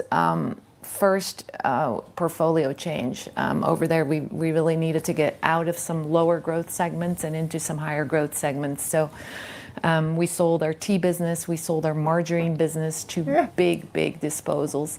And then we bought into functional nutrition and plant-based meat and into emerging markets. So, you know, a rising tide lifts all the Okay, ships. You pause, got to make sure pause. your portfolio is right and that you're focused. Yeah, okay, no, this isn't that bad. I thought, for some reason, I heard this. I thought she was talking about Logitech. This is what Logitech was doing. And I'm like, hang on, why does Logitech own these businesses? What the hell is going on with Logitech? Like, these are completely, yeah, we sell mouses, we sell keyboards, we also sell margarine and tea. And we're entering into the, no, this makes more sense. If she was talking about Unilever, for anyone that doesn't know, Unilever is like a merchant company, and they don't even really make stuff. They just have brands, and this is their whole thing, and they just buy and sell and move stuff around the world. The prime minister or president of my country is a former Unilever executive from Canada. So I don't know. Maybe they probably she probably knows this person. I'm just assuming, right? Because it's it's a that's the sort of culture, and this is the sort of people that circulate in that cesspit. But I mean, these are bad decisions. Like, because there were pictures of it. We all saw it. Meat was sold out. There were no toilet paper in the supermarkets. But what there was if you wanted meat, you could go and you could get your plant-based meat, you could get your bug-based meat, you could get this. And this is the things that she's saying. This is the decisions. Now, probably she wasn't in charge of this. Probably she didn't make these decisions, and she's just trying to take credit for this woke position. But I mean, if you're the person that said, hey, let's get into bug-based food, let's get into plant-based food, guys, even when every single piece of meat was sold, no one would buy this bug-based food. No one would buy this plant-based food. This is a terrible investment. We actually saw a lot of plant-based companies going out of business recently. I think I can't remember seeing these in the store. I think most of these brands are no longer in my stores anyway, because they're just throwing money out. So this is her idea of, they're talking about, these are things she's saying she did to turn these other places around. So she made all these horrible decisions, all these horrible investments, and now she's leaving before her plant-based and bug-based food investment strategy goes belly up. Mm-hmm. Yeah, exactly. That's what it sounds like. She basically destroyed. She worked either for a company that was a poor concept from the beginning, which means that she doesn't really have very good vision or self-awareness. Hey, is this a good decision for me to go into and take this position? Or B, she crashed the company and then basically monkey branch from one failing company to another failing company. You know what I mean? I mean, this is unbelievable, guys. I mean, you heard it here first, but let's continue on. Yeah. Focusing in growing spaces. We did that. Second is, again, we went back to the consumer and we said, what does that consumer want? And in food, she wants taste, just like in peripherals, she wants performance and ease of use. But in food, the consumer also wants health these days. She wants that product to be healthier for her and healthier for the planet, and we had ignored that. And again, there are some parallels here. I think the Logitech consumer absolutely wants performance and ease of use, but she's also worried about sustainability, especially for the planet.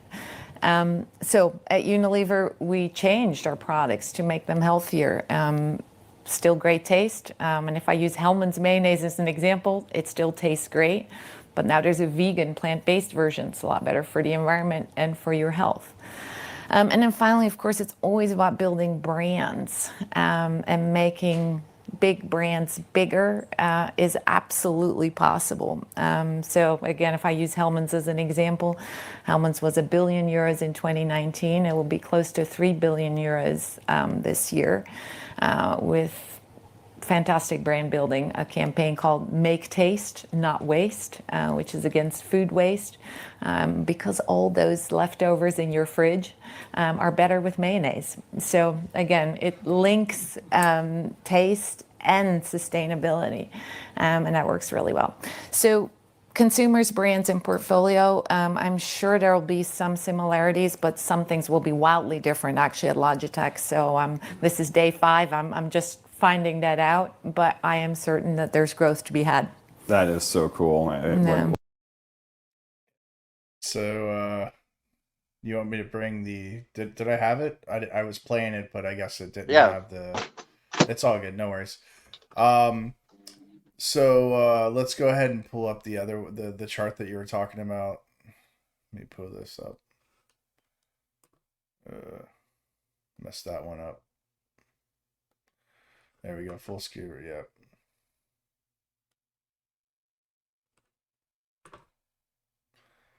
Let me double check. Are you still there? Yeah. Do you want to walk through this? Oh, the product life cycle stages. Well, yeah, or the life cycle of companies. Yeah, I mean, okay, so you have introductions, so you have product life cycle stages, low sales, high cost for customers, financial losses, innovative consumer, few if any competitors. And then the growth is increasing sales, cost per customer. Is that falls or fails?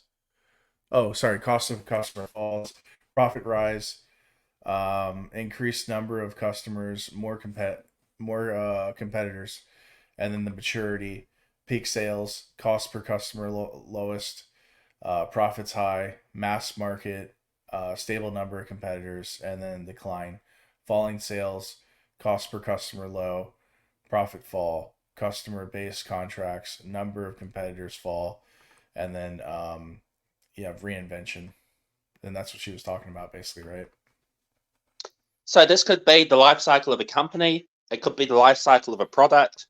It could be the life cycle of an industry as technology develops and it goes from being something which is a niche product that's expensive, that has poor availability, into being something that has a lot of supply, a lot of saturation, a lot of people making these products. Maybe even to being something which in the future becomes outdated and replaced with something new, replaced with something hotter, sexier, more interesting, more relevant, more up to date. Mm-hmm. So, in relation to what she was talking about in the interview, which level do you believe that the company of Logitech is, and her coming into this company is at? I believe they're in the green, the green stage, the last green stage, and they're, as she said. I mean, she said that they're 50 years old. The average life cycle of a company is less than 50 years. So this means Uh-huh. that the company is past its lifespan by maybe 10 years, 20 years, something like that. Right. So we should expect this company to go out of business soon based on average statistics of how long a company that survives its first couple of years lasts for. Secondly, in terms of like an innovation sort of diagram or flow chart or whatever the sort of innovation cycle, the business, this is, as we saw before, we looked on Wikipedia. These mouses, yes, they've tried different things, but more or less the mouse that we have now looks like the mouse we had 30, 40 years ago. So there's no innovation. This is a mature industry. There's no growth. I would say that the demand for computers is declining. We've seen a lot of evidence for this. People that have computers keep them longer. I mean, correct me if I'm wrong, Coach, but you recently got a computer yourself, Mm-hmm. and it was the first computer you got in quite a while, but you didn't even have to spend that much money. You got a high quality computer. Is this correct? Yeah, I got a pretty good deal on it. I paid probably about maybe 20-30% below retail on it. Maybe about 20% or 15% below retail. And it does everything that you need it to do.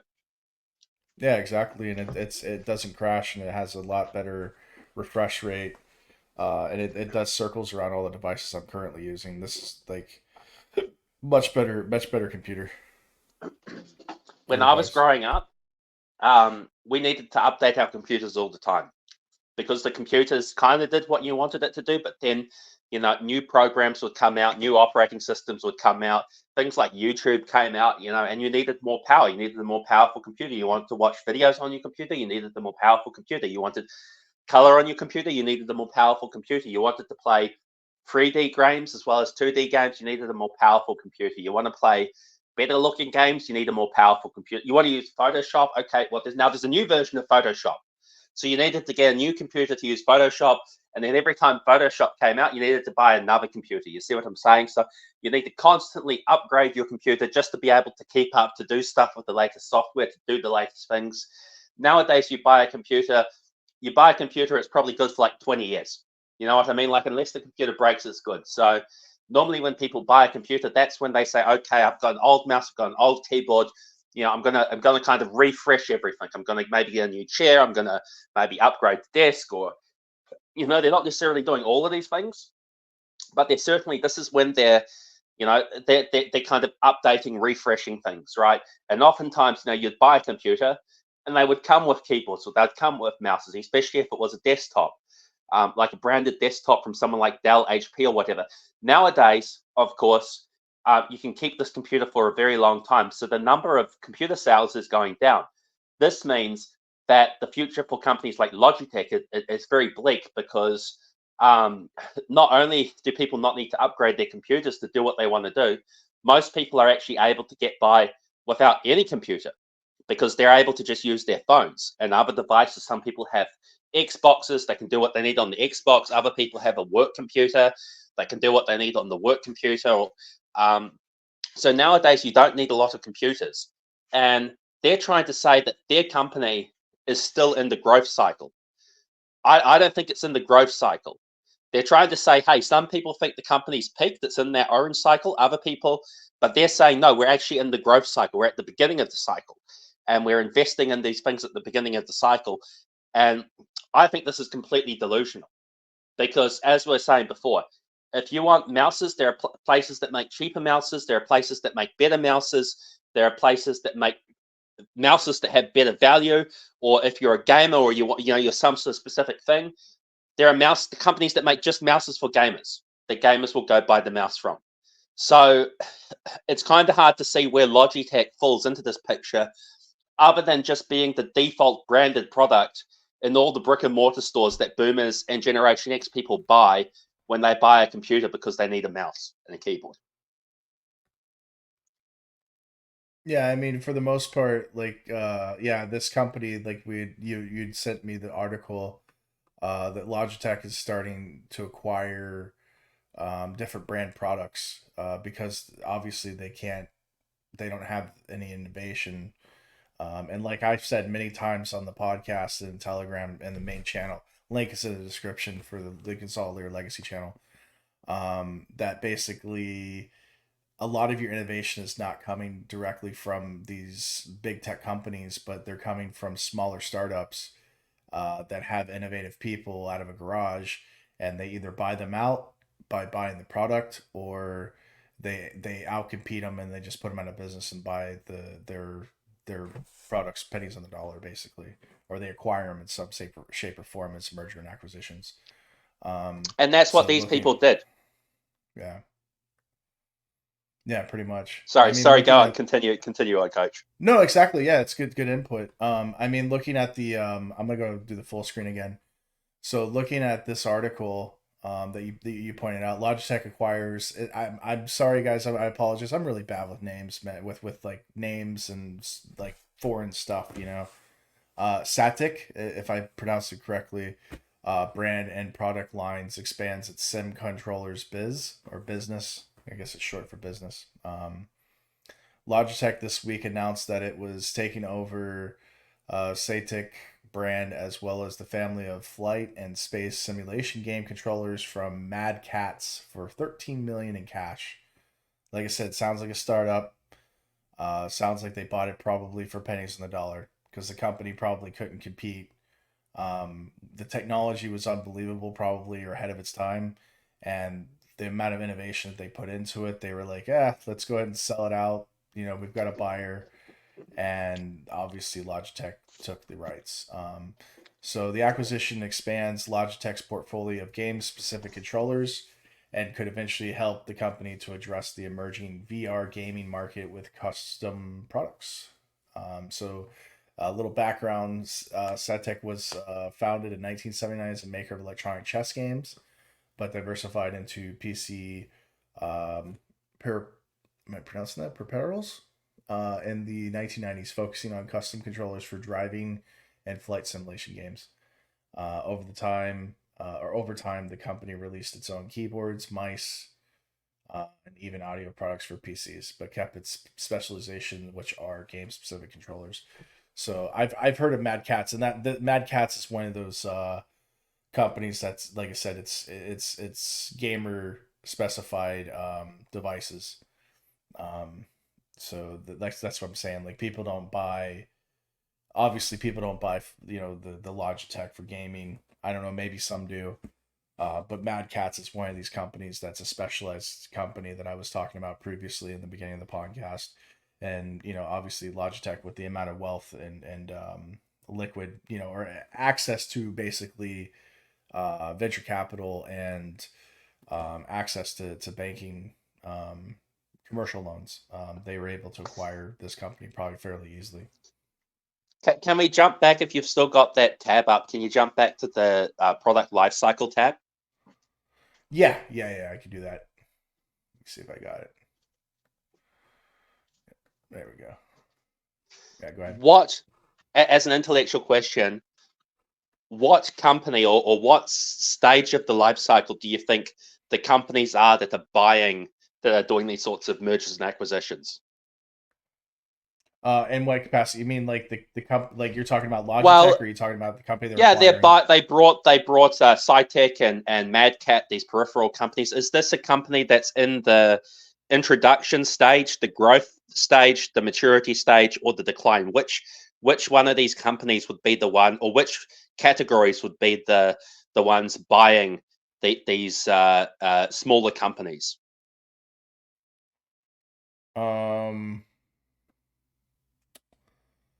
I would say probably decline. Yeah, I mean, you could say Probably technically, decline, you could say maybe maturity, yeah, maybe the late stages, the tail of growth. But this is mainly companies that are in maturity or decline that are trying to buy younger, healthier companies to prop up the old company. This is like, I don't know if you guys have noticed something, but boomers, they always support immigration, because boomers have pensions and they need people to pay their pensions. They need people to wash their cars. They need people to wipe their bums. They need all these people to service them, right? And they need people to fill their houses, their rentals, their businesses, to staff their businesses. And they don't want to pay anyone anything, right? So they're always trying to acquire young blood to prop up the economy, prop up their finances, while companies do the same thing. So when a company is maturing and they're unable to invest in themselves, to grow their business, what they will do is, if they're in maturity or decline, they'll either pay out every dollar they make to their shareholders, or they will buy other companies that they think they can use to grow their business. yeah, 100%.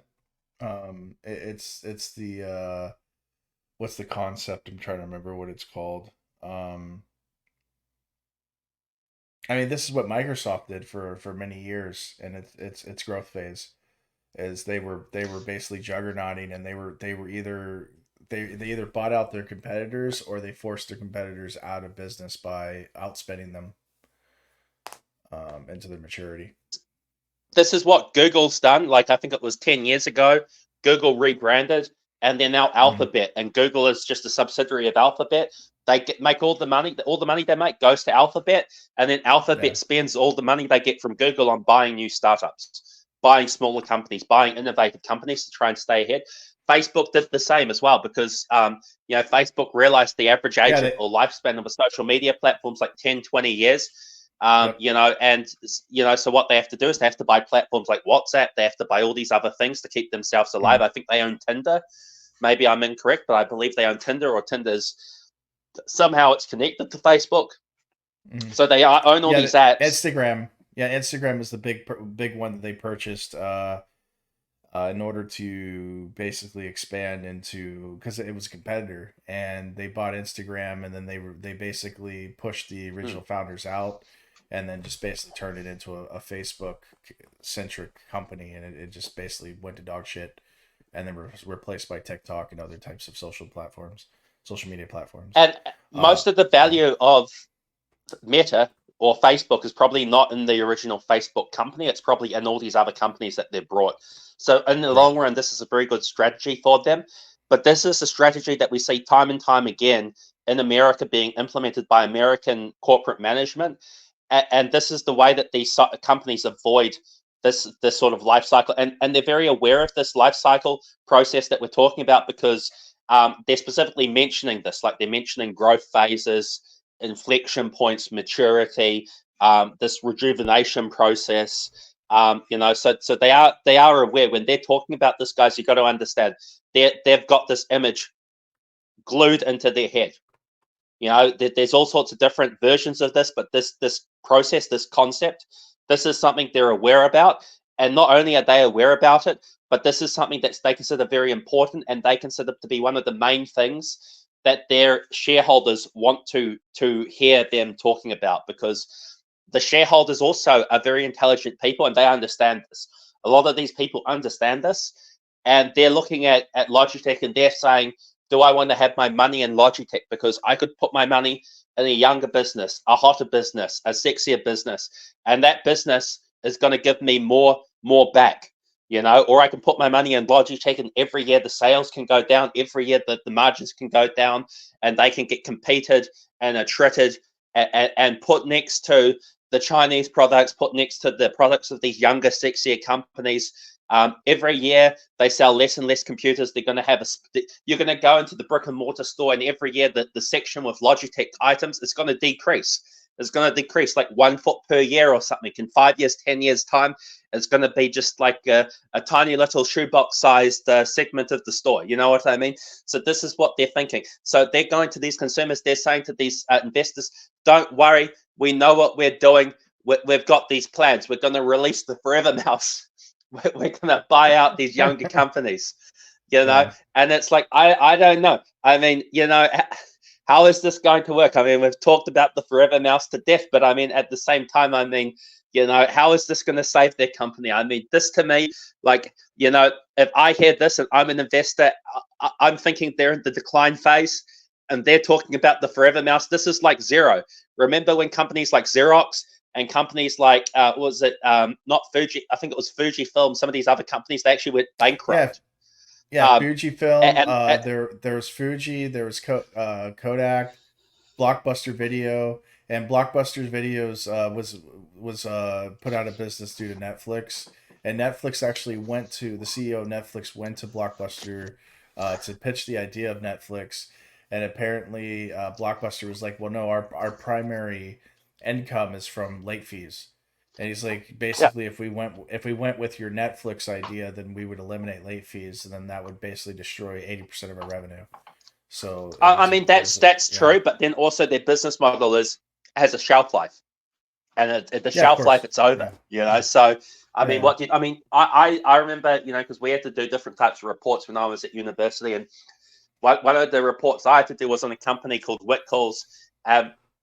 Whitcoulls is a very old business here, but they're basically like Amazon. You know how Amazon started out as a bookstore? They're the same as Amazon. So they were a bookstore, but unlike Amazon, they never went online. They never did anything in IT, any computer stuff, any other types of businesses. And so, they were doing very poorly. They ended up getting acquired because they were doing very poorly. They're still doing very poorly, but people were interviewing their management, and they were asking them about, what their strategy is, what they're going to do, because, they're losing for every $1 of sales, or every $100 of sales, they're losing, a couple of dollars, $2-3 in a bad year, and in a good year, they're making $1. So you see, this isn't sustainable. You can't run a business, sell $100 worth of stuff, make $1. This is not sustainable in a good year. So they said, well, why aren't you doing online? Because at this time, online was becoming a big thing. And they said, look, we sell $100 worth of stuff. We make $1, $2, $3. And then in a bad year, we lose like $6-7. So what's this going to look like if we take 20% of our customers out of our brick and mortar stores and put them online? Well, I'm thinking, what does your brick and mortar stores look like when someone else comes and starts online and takes 10-20% of your customers? Because now your brick and mortar stores are still going to look just as bad, but instead of someone else having 10-20% of the customers, instead of you having 10-20% of the customers, someone else is going to have 10-20% of the customers. And now you don't have a brick and mortar store business, and you don't have an online business. So, I mean, these are legitimate business concerns, but at the same time, I don't think they've really thought this through, because some business models that they're not going to last forever. And some business changes, I mean, they're tough, I'm not saying they're easy, but yeah, I mean, you can't run an unsustainable business forever. And when I hear things like the sort of stuff that you were saying about Blockbuster, or I hear stuff from, because Blockbuster, they were saying Netflix was a trend. It was like a fad, and it would go away. Fujifilm, they were saying, oh, digital cameras are a fad. Oh, everyone's going to come back to point and shoots and come back and develop and give us their film and spend $10-20 to have us develop film, and then have these little images printed out in these tiny cards, and they're not going to like this whole internet thing, this whole social. Oh, that's just a fad, When you hear companies in the end of their life cycle start talking like that, that's when you know to pull out. And so I'm just saying, right, like, is now the time to pull out of Logitech, because Logitech has serious problems. And if their solution is like a free page, is to go on TV and go on every single podcast and live stream and everything, and talk about your free page mission statement for your mouse, your forever mouse, is this, what does this tell you about the future of this company, about their leadership, and about their prospects? Not good. Not good at all.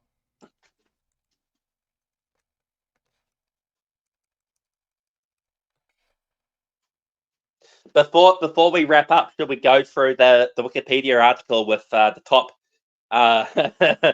top 50 CEOs in the world? Yeah, we have it here.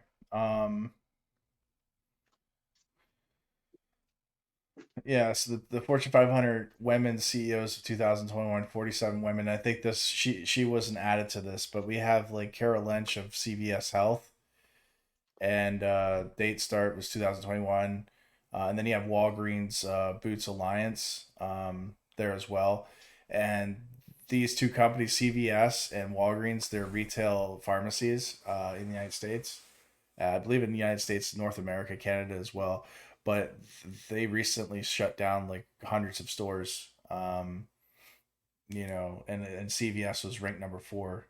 They're horrible pharmacies, horrible companies as far as like market value and competition. And they generally, you'll see a CVS and Walgreens across the street from each other, so it's literally like that. Like they're in that big of a competition, and they both have pretty much just closed stores down. I remember in my area, they closed down most of the CVSs. There's only one There's only one open out of like 3 of them that were here, just in the small little central town in Central Florida. So I mean, yeah, and this is a worldwide, or sorry, nationwide pandemic. With these hometown pharmacies, or these chain pharmacies.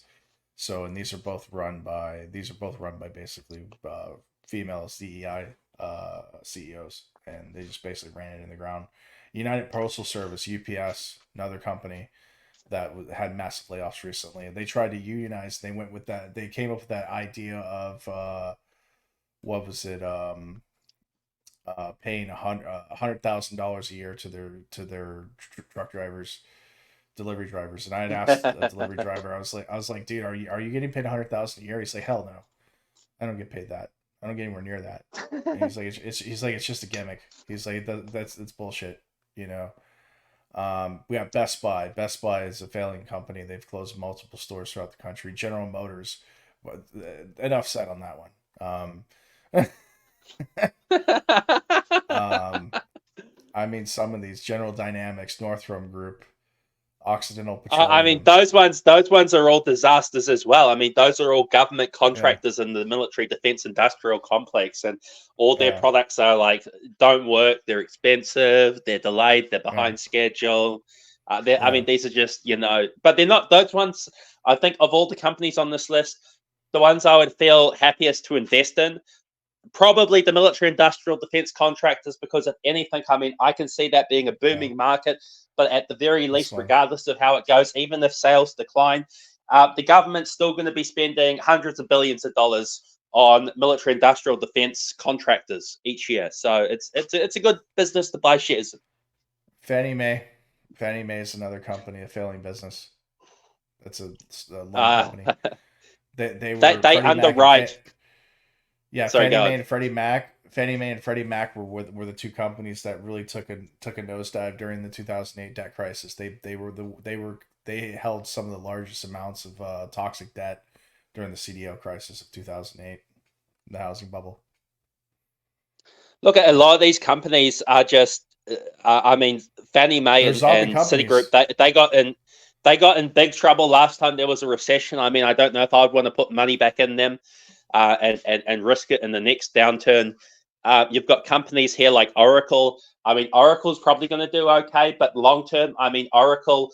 The thing with Oracle is they're the most expensive cloud service provider in that space, and they're the oldest, but they have vendor lock-in. So this is why everyone that's uses Oracle products, they're stuck with Oracle unless they spend a lot of money.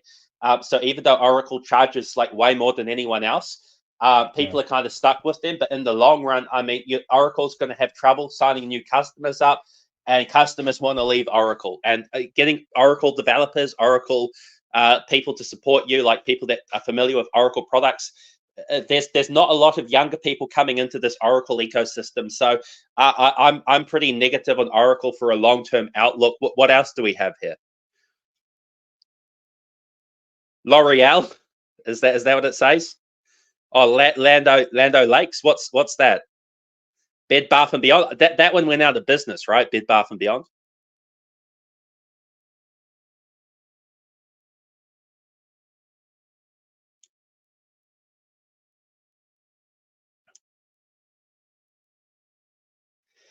Didn't Bed Bath and Beyond go into liquidation or go through bankruptcy? I can't hear you. I can't hear you, Josh. Yeah, sorry. Yeah, Bed Bath and Beyond went through debt restructuring. Land O'Lakes is a company that they do food processing. They make a lot of milk and butter. But there's so much competition with that, and we know about the milk issue with the cost of milk, dairy, and beef is skyrocketing right now in the United States. So a lot of those companies aren't doing very well. But yeah, Bed Bath and Beyond is one of the big ones. That's probably one of the biggest disasters, female run company, one of the biggest like disasters on here. They went through bankruptcy protection for restructuring. Closed a lot of stores. I mean, a lot of stores. I'm noticing a lot of these Liquidation. businesses seem to be low quality businesses, like Foot Locker. They're just some sort of generic company that has a retail chain that sells like Well, cheap Foot Chinese Locker, crap, right? Foot Locker Is this correct, or? Foot Locker is a retailer. Is one of the largest retailers in the country for like Jordans and like high end sports shoes, like the basketball shoes. It was mostly catered towards basketball players and like the African American population. They were in a lot of malls. They were in just about every mall in the country, a retail chain. And yeah, they've went to shit. They've basically shut down a lot of the locations, and sales are down, plummeted. Jackson Financial, all of these companies, a lot of these companies, Bath and Body Works, same thing. Just horrible companies, like companies that are basically past their prime.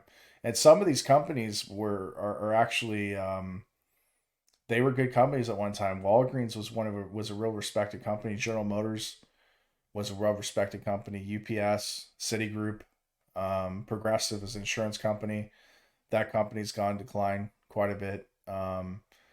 They're being overtaken by Geico and other insurance groups. Well, Duke Energy there's some, is like, correct me if interesting. I'm wrong. PG&E and Duke Energy are both energy sector companies, so those, maybe I'm not so negative on those. Duke Energy is a southeast and east coast based insurance company. I think they're based out of Oh, Philadelphia, if I'm not mistaken. Where are they based out of? It doesn't say it on here. Oh, Charlotte, North Carolina. They're actually one of the more respectable companies on here. And Occidental Petroleum is actually a pretty decent company, but I personally, not financial advice, but I wouldn't invest in them. I heard they're not doing too well right now. what about PG&E? Is that's an energy company, right? PG&E, It's yeah, I just scroll believe down. so. There it is. Yeah, gas and electric company. Yeah, they're like Duke Energy. But I don't think they're Are, doing are well they either. are they more No, electricity, or do they do oil and gas? they do all of that. They do electricity, oil, and gas. Oh, Yeah. Um. Yeah, it's based out of California.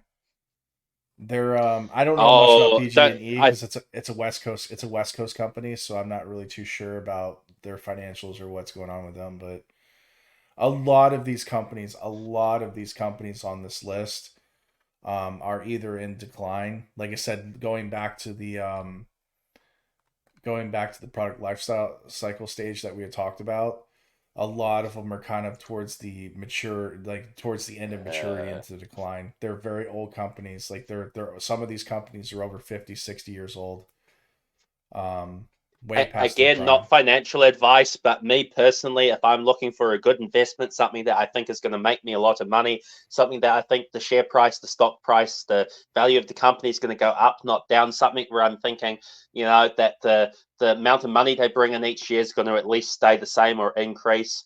Yeah, I'm not thinking when I think of this, not financial advice, but I'm not thinking of that chart of those companies at the peak of the maturity or going into the decline. That's not what I'm thinking about.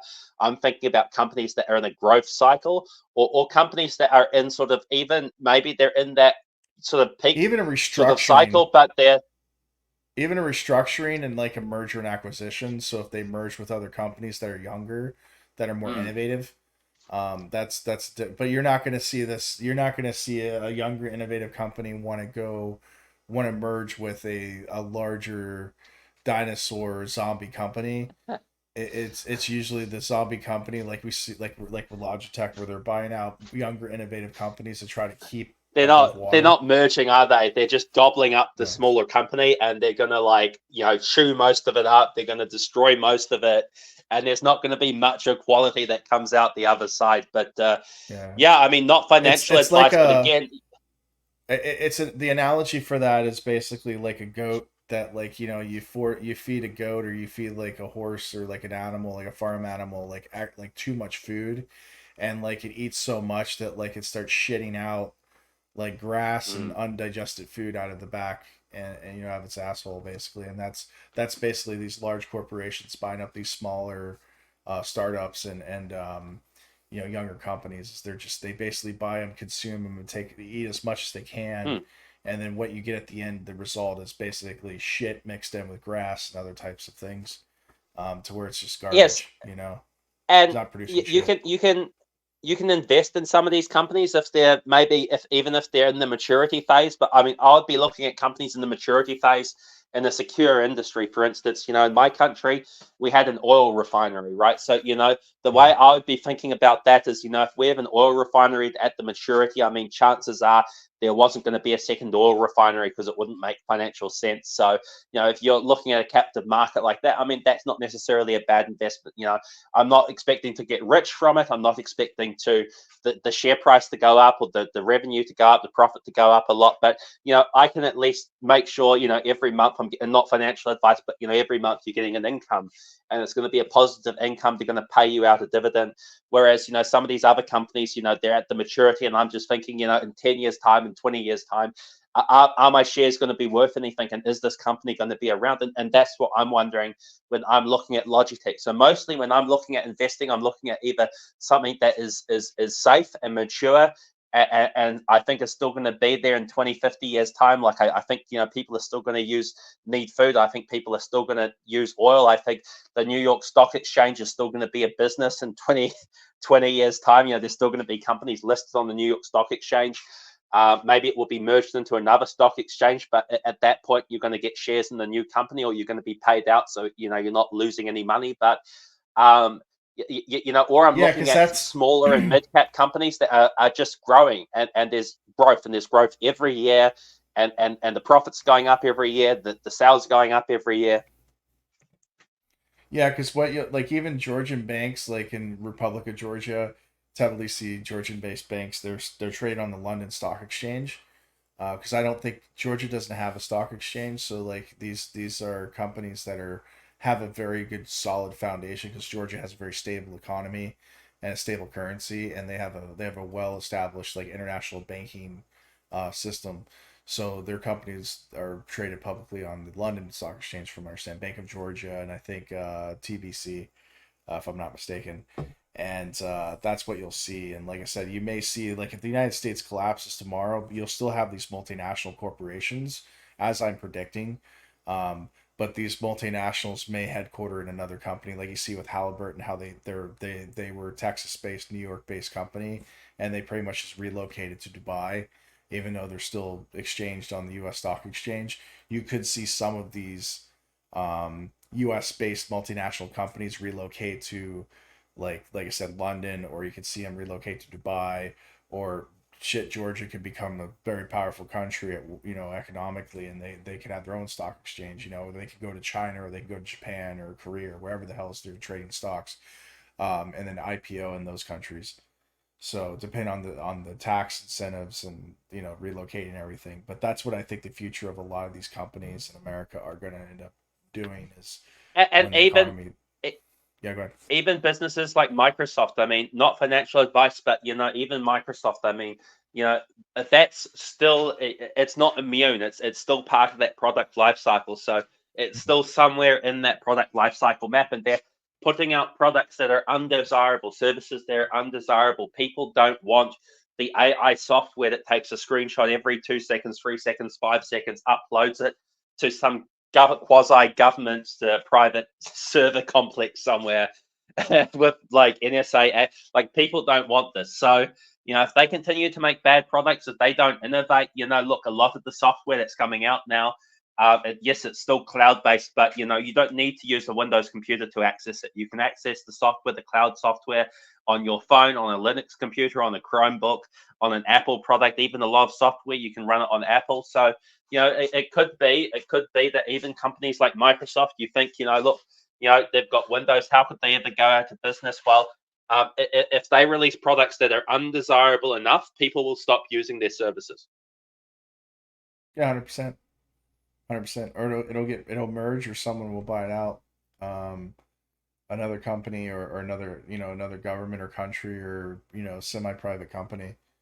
It is what it is.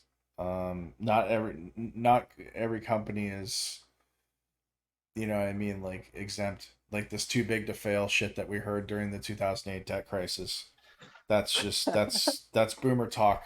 That's boomer talk for bullshit. You know what I mean? That's zombie economy, zombie boomer fucking talk, basically.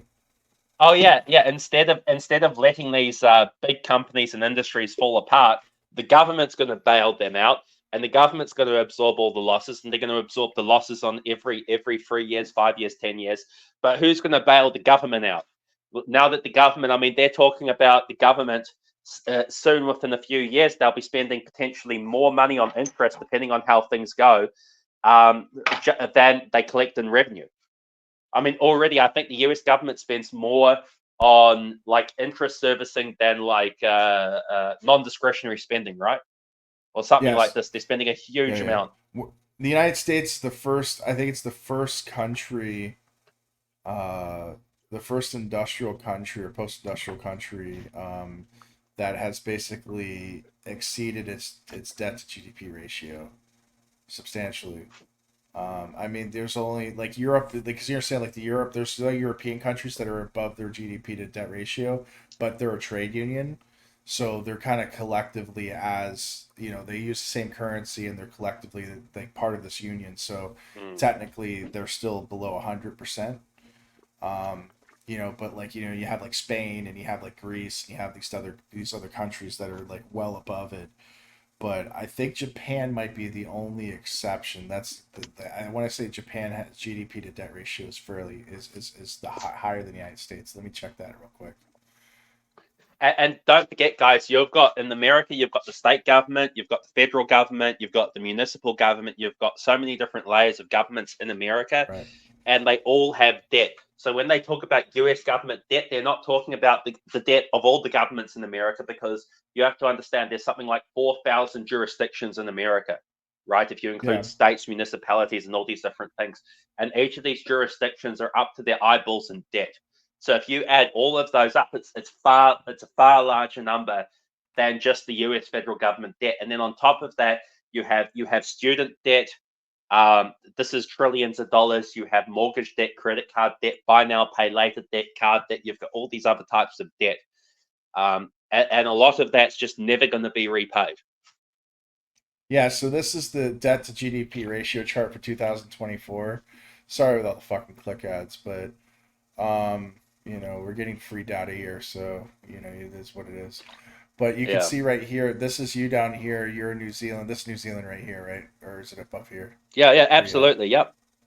It's Yeah. down. So It's like down you're, there. That's where it is. yeah, yeah. So like you guys look pretty healthy, below 50%, around 50%.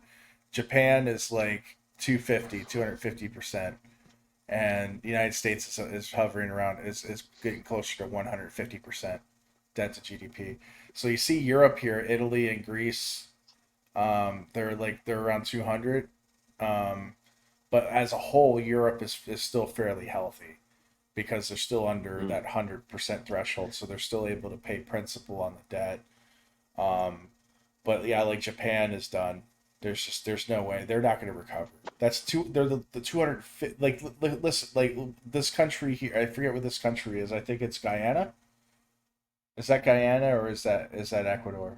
Who the hell? What country is Um, that? I can't. that is Venezuela, Guyana, Ecuador, and the Oh, other one are just to yeah, the right. Guyana's right there. Yeah, Guyana's right here. Yeah, so that's Venezuela. So Venezuela is 250. So Japan has the same GDP to debt ratio as fucking Venezuela, a Uh, failed uh, state. well, yeah, The only and other, I mean, like, let's place this in context, right? Let's assume that there's a 6% rate of interest, right? 250% of GDP times 6%. That's 15%. That's about one in every $6. So that means that the government, if the interest is 6%, they need to tax you one in every $6. The average wage in America, $60,000, or the median wage, should I say? Although I think this is a distorted number, but this would mean if you were making the average wage of $60,000 in America, they would need to take $10,000 just to cover the interest on the loan, just to cover the interest on the loan. And this is 250%. This might not include local municipalities. It might not include states if they've got states in Japan or regions. It might not include. Keep in mind, Japan has a lot of government entities, like government-owned companies and things like that that provide infrastructure. Maybe the power grid has a lot of debt. You know, that might not yeah. be included in this 250% because it's not on the government's balance sheet. It's on the balance sheet of a state-owned company that owns nuclear power plants, for instance, or owns transmission lines. So there's a lot of ways in which you're looking at this. It's 250%.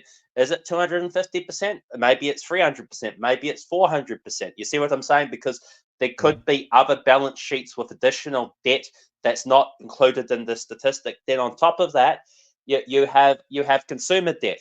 So just because you have to pay 10%, 10,000 out of your $60,000 of income to service this debt, maybe there's another 10,000 of hidden government debt. Maybe you have buy now pay later debt. Maybe you have student loan debt. Maybe you have a debt because you have a mortgage, right? And this is all before we start talking about paying tax so you can have roads and military, so you can have healthcare, education, things like this, right? You still need to pay taxes on top of this. So, we're talking about here maybe one in every six, two in every $6 that you make is just going to go to servicing the interest, just the interest, Right. not the repayments on the loan. And then on top of that, you're still going to have to pay for the military. You're still going to have to pay for healthcare. You're still going to have to pay for education, the police, prisons, the criminal justice system, the civil justice system. You're still going to Right. have to pay for all of this stuff. And this is a huge burden that you have to place on everyone.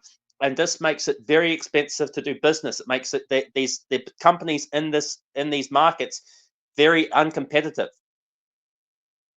Yeah, I mean the other thing is too is I mean you have to look at the fact that like do these countries have social health benefits? Do they have pensions? Like America doesn't really have they don't have a universal healthcare system. They have free education, like say like Germany or like France or or the UK where they have certain types of need-based benefits. They have a public healthcare system. So those are even more tax burden, versus the U.S. They're at that GDP debt to ratio without having those type of universal health care and like social service systems. So just imagine, under Trump, under the Republicans when they start issuing UBI, universal basic income, and they start to expand healthcare to include immigrants and residents and citizens because they can't afford it, and they don't want the people to revolt against the government, so they just start giving bread and circuses. And that's going to increase to 250 to 300 to 500%. You know what I mean? It's just unsustainable. I mean, when you look at this, like I said, like the predictions I had made, that basically you look at the countries that have the lowest amount of debt to GDP ratio, those are going to be your next superpowers. So Oceanic down here with Australia, New Zealand, and then Russia, Kazakhstan, Georgia, Uzbekistan, and Iran's like looking at 100, like getting above 50%. China's at 100%. India's at over 100%. Pakistan. These aren't empire countries. These aren't countries that are a threat to global empires. The country that's the biggest threat to global empires, or to the current power dynamic, is obviously Russia, northern Asia, and Western Asia, as you I can mean, see. I just want to add something of interest and make a comment, and you can reflect back on that. But I Yeah, just think it's interesting because in American politics and in sort of English politics in general, conservatives often reference these Nordic countries. They talk about the Nordic model, and they yeah. talk about like the socialists and how we should have like sort of Scandinavian socialism. But if we look at Norway and Fin- Sweden Finland. Yeah, and Finland, but particularly Norway and Sweden, these countries have very low debt to GDP ratios they do. Yeah. compared to every other. So it's just funny because they're talking about these as these are the socialist utopias, but they have freer markets, they have less capitalist, more free market, and they have kind of high taxes, They have but a in a health way the tax they have a burden's healthy actually immigration too. somewhat lower. Like they have open borders and a healthy immigration too, and they're Mm. still able to maintain that.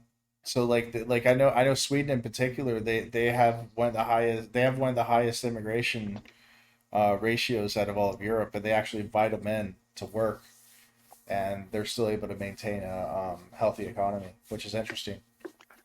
I don't know too much about it, but I just find it interesting here that probably these Scandinavian countries, they're not as big government as people think they are, because I think their government spending is probably not much higher or possibly less than some of these other countries, and maybe their tax rates are similar or slightly higher.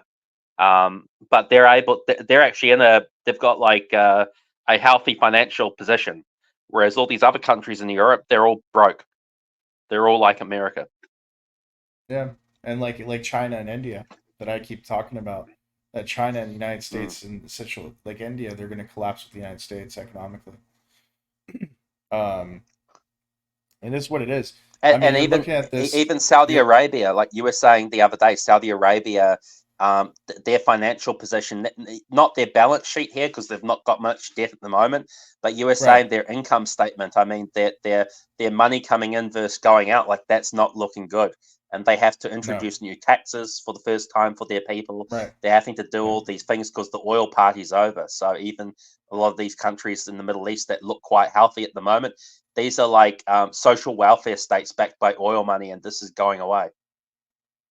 Yeah, it's going away temporary until like basically they restructure the government, and they start implementing innovation, and they get the people to work. Because the reason why they're having these issues, like I said, is because they have a high youth unemployment rate, because they don't have much manufacturing. But if they start bringing manufacturing into the country, and they start working with other countries to bring manufacturing to the region, it's a whole different story. Then they're going to be back on top again. And that's the same with Russia. Russia's biggest problem is not so much that it's not the GDP to debt ratio. It's obviously the land mass is one issue, but the thing is they just don't have the people. They don't have the population density for such a large land mass. So that's their biggest issue. They have the innovation, they have the technology, they have the infrastructure. They just don't have the skill, enough skilled people, enough personnel. So they definitely need a healthy immigration, predominantly from I would say predominantly from Western Europe and Central Europe, European countries, from Kazakhstan, from former Soviet republics, and why not from fucking Argentina and from Chile and the United States and Canada when they collapse too. They'll be going to Russia to probably work. That's what I see. I see that for the next 10 to 20 years, 30 years, that you're gonna see a lot of mass immigration into Russia from like European countries and Europe, like English speaking European countries. And That's what I already see. the US is printing so much money. I think they print most of the money they need to pay their debt, their interest, and that's going up. I mean, that's, as we said, that's projected to go up. So soon, one in every $6, one in every $3 every year, they're going to print like a third of the money supply. It will be like COVID. Remember during COVID, I think they printed like a third or a quarter or something of all the money that existed, Yeah, half of all the money, but something like Trump that. printed Trump like each excuse me, each government or each administration since I believe Clinton has outprinted each other every time. So like Bush started the printing with the war in Iraq and Afghanistan, and then when Obama took over, he outspent all presidents before him, including Bush. And then when Trump took over after Obama, he outspent all of the presidents before him. And then when Biden took over, he outspent all of them again. So each administration that comes in, they keep outspending each presidency and former presidents before them, and it's a And race to the bottom. correct me if I'm wrong. Like when I was growing up, you had people like Ron Paul, and you had conservatives. Every time there was an election, you would have not even Ron Paul. There was some of those people. I think one of them was related to Ron Paul. I There's can't Rand remember Paul the and Ron names. Paul. Rand Paul's a Rand Paul, senator. Rand Paul's a senator in the United States senator from yeah. Kentucky. Ron Paul was a former congressman that ran for Oh, president, and yeah, and he got enough electoral votes to be able to go to the RNC, Republican National Convention. but He was unfortunately not allowed to speak for some reason, even though he received delegates and under the RNC rules, he was allowed to speak at the event, but he was not allowed to speak at that event for some reason. They didn't want to hear him talk about sound money and basically shutting down the Federal Reserve and replacing it with a more sound organization and sound money, i.e., gold but yeah, back currency. correct me if I'm wrong, because I'm not like super plugged into the US media anymore. But I remember when I was growing up, they always had like a fiscal conservative wing of the Republican Party that would complain about the budget all the time. They would complain about the deficits. They would say that this is unsustainable. They would say the money printing's unsustainable, the debt's unsustainable. But my understanding is that's gone now. They don't even talk about that. That's not something that's in the news. They used to do this thing. Yeah, I because remember all of they them used to have. left. They all left. They created their own party, the Libertarian Party. They used to have in the US something called the debt ceiling, and I Hmm. think it was Obama or it was uh, Donald Trump or something. They got rid of it. Because every year they would need to increase the debt ceiling so they could borrow more money. And it used to be this thing that they had like 50 years ago, where the idea was the government would, there'd be a debt ceiling and they wouldn't borrow more than a certain amount of money. And then rather than get rid of it, because that would be embarrassing, they said, oh, well, we'll just increase it once. And increasing it once became, well, we'll increase it once every year for 50 years. Well, now they just got rid of it, is my understanding. Yeah, So not only did they yeah, not talk about this in the media, not only did they not have a fiscal responsible wing of the Conservative Party, but they don't even have a debt ceiling. So this is just outside of the Overton window. You can't even talk about this if you're in America. People probably forgot about this. They probably forgot. Now it's normal. Now knowing, like, look, the government's in debt. Okay, so what, right? But it used to be a big thing where people were concerned about it, and it would be an election issue. They would talk about it. yeah, exactly. It was very important. Like they used to actually debate Bush and Clinton and um, Bush and Obama were debating about the pension, Social Security, debt ceiling with funding for Social Security that it would run out by 2023 or 24, and then they kept extending it each 4 years. It was kind of like global warming to them. So they like basically would just talk about it and say, well, there's going to be an issue with funding the entitlements program. But I guess they fixed that with COVID, um, with the COVID shots, because a lot of these boomers are dying prematurely, that received the COVID vaccine. But that's a whole another story and for another Well, podcast. and don't forget they've got massive funding increases. Yeah, I yeah, mean, what was the government spending in 07 versus today? I mean, it was what, like 20% or something of what they spend now. yeah. It's ridiculous, right? So, but yeah, maybe it's a conspiracy theory. I don't know, but I'm thinking, you know, it was okay to talk about it back then, maybe because it wasn't important, but nowadays it's quite an important thing. So they don't, because nowadays it's relevant, right? Back then the talk was, well, this is going to be a problem in the future. Well, guess what?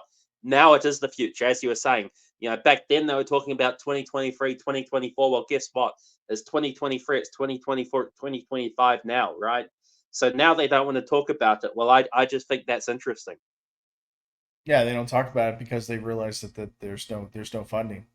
Like I said, the federal government's bankrupt. I've been saying that for years.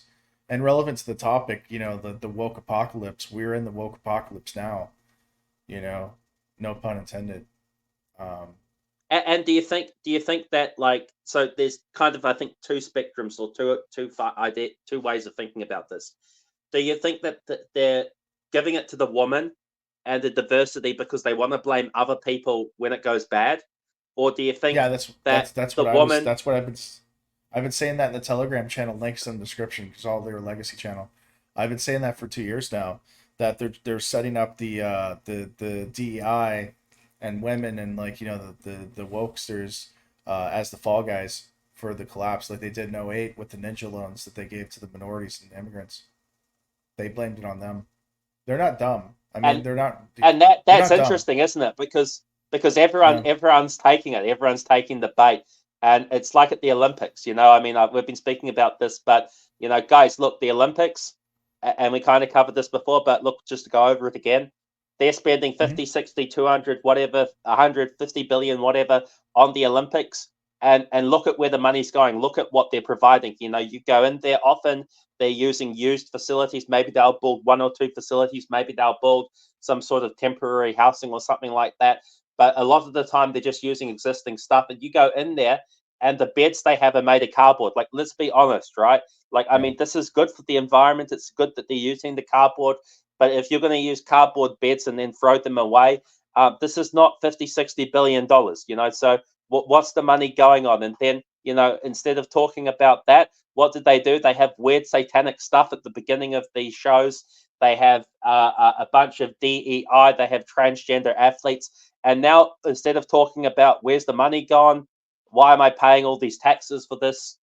Why are we paying for this? Who's getting all the money? I mean, it was fine when it was in Russia. We were allowed to talk about that. In fact, that was the only thing they were talking about. So when it's in Russia, the Western media, they talk about that. They say it's money laundering because it doesn't cost 60 billion, 80 billion to host the Olympics. When it's in Paris and it costs 60 billion, 80 billion, 40 billion, whatever, when it's in Chicago or wherever, yeah, they're not talking about this. When it's in London, they're not talking about this. Why?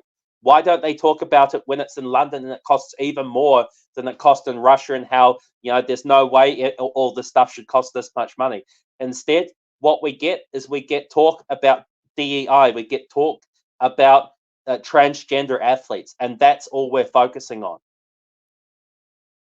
Yeah. 100%. Yeah. It is what it is. It's just like I said, I think that I think that they're just letting the wokesters and like the progressives hang themselves.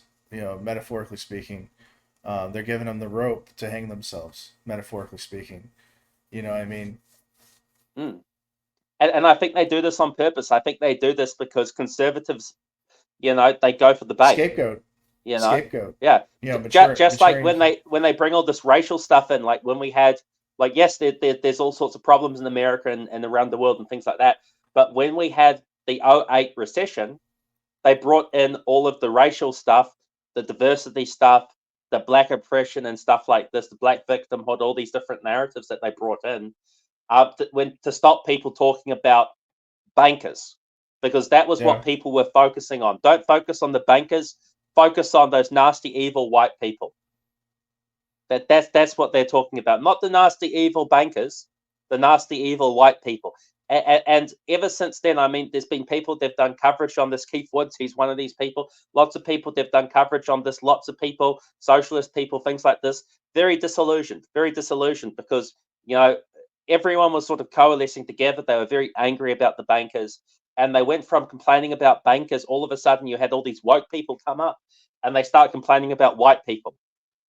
You know, they start complaining about a lot of the people they're complaining about. Let's face it, they're complaining about white trash people in the middle of Louisiana living in a manufactured caravan that's 40 years old, driving a 30-year-old pickup truck, making less than the minimum wage. I mean, you know, if you've got problems in your life and you're blaming it on that person that lives in the middle of nowhere, far away from you, I mean, I don't know, you've got some sort of mental problem.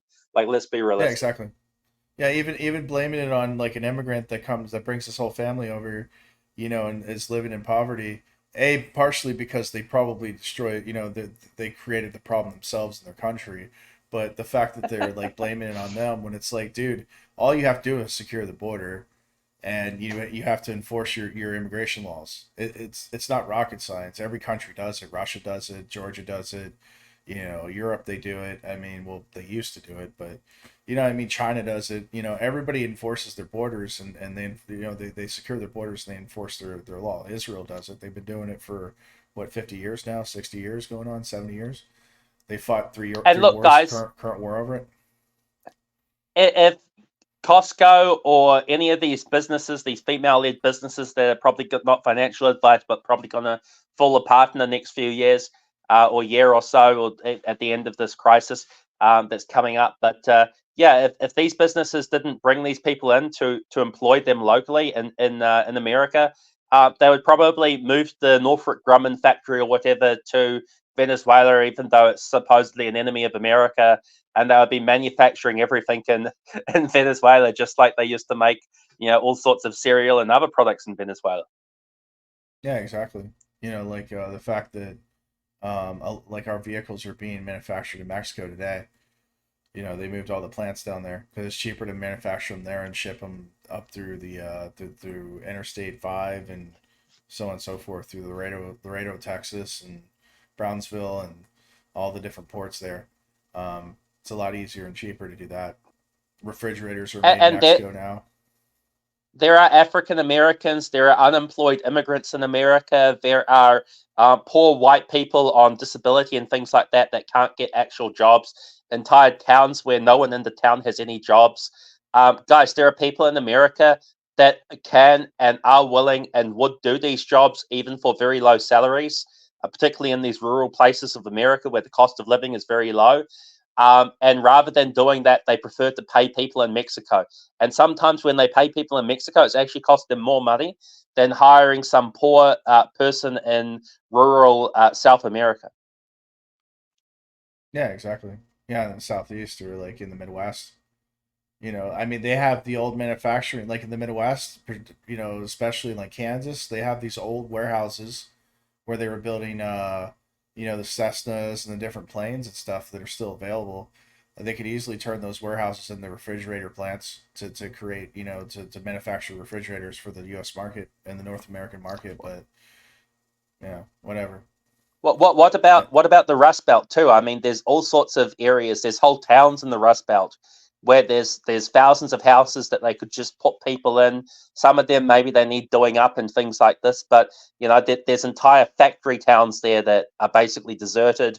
You know, and these are ready to go. I mean, you know, if they want to, they could do it, but they don't want to do it. So, you know, people, especially, I think something that conservatives and Republicans have problems doing is holding corporate America to account, holding their elected officials to account. Guys, if you're unhappy with you know, them bringing in foreigners to do your jobs and sending all the factories overseas and destroying the country, getting rid of the borders, having no borders for people, no borders for goods, no borders for money, and having, you know, even a lot of times you have like warlords and things like that. You have, if some US aligned warlord is doing poorly. Maybe Zelensky does bad 1 year, next year, whatever, you know, the next year he's going to end up in California, he's going to end up in Florida, and he's going to be, you know, he's going to have 5 billion, 10 billion, 2 billion, even $500 million, whatever he has,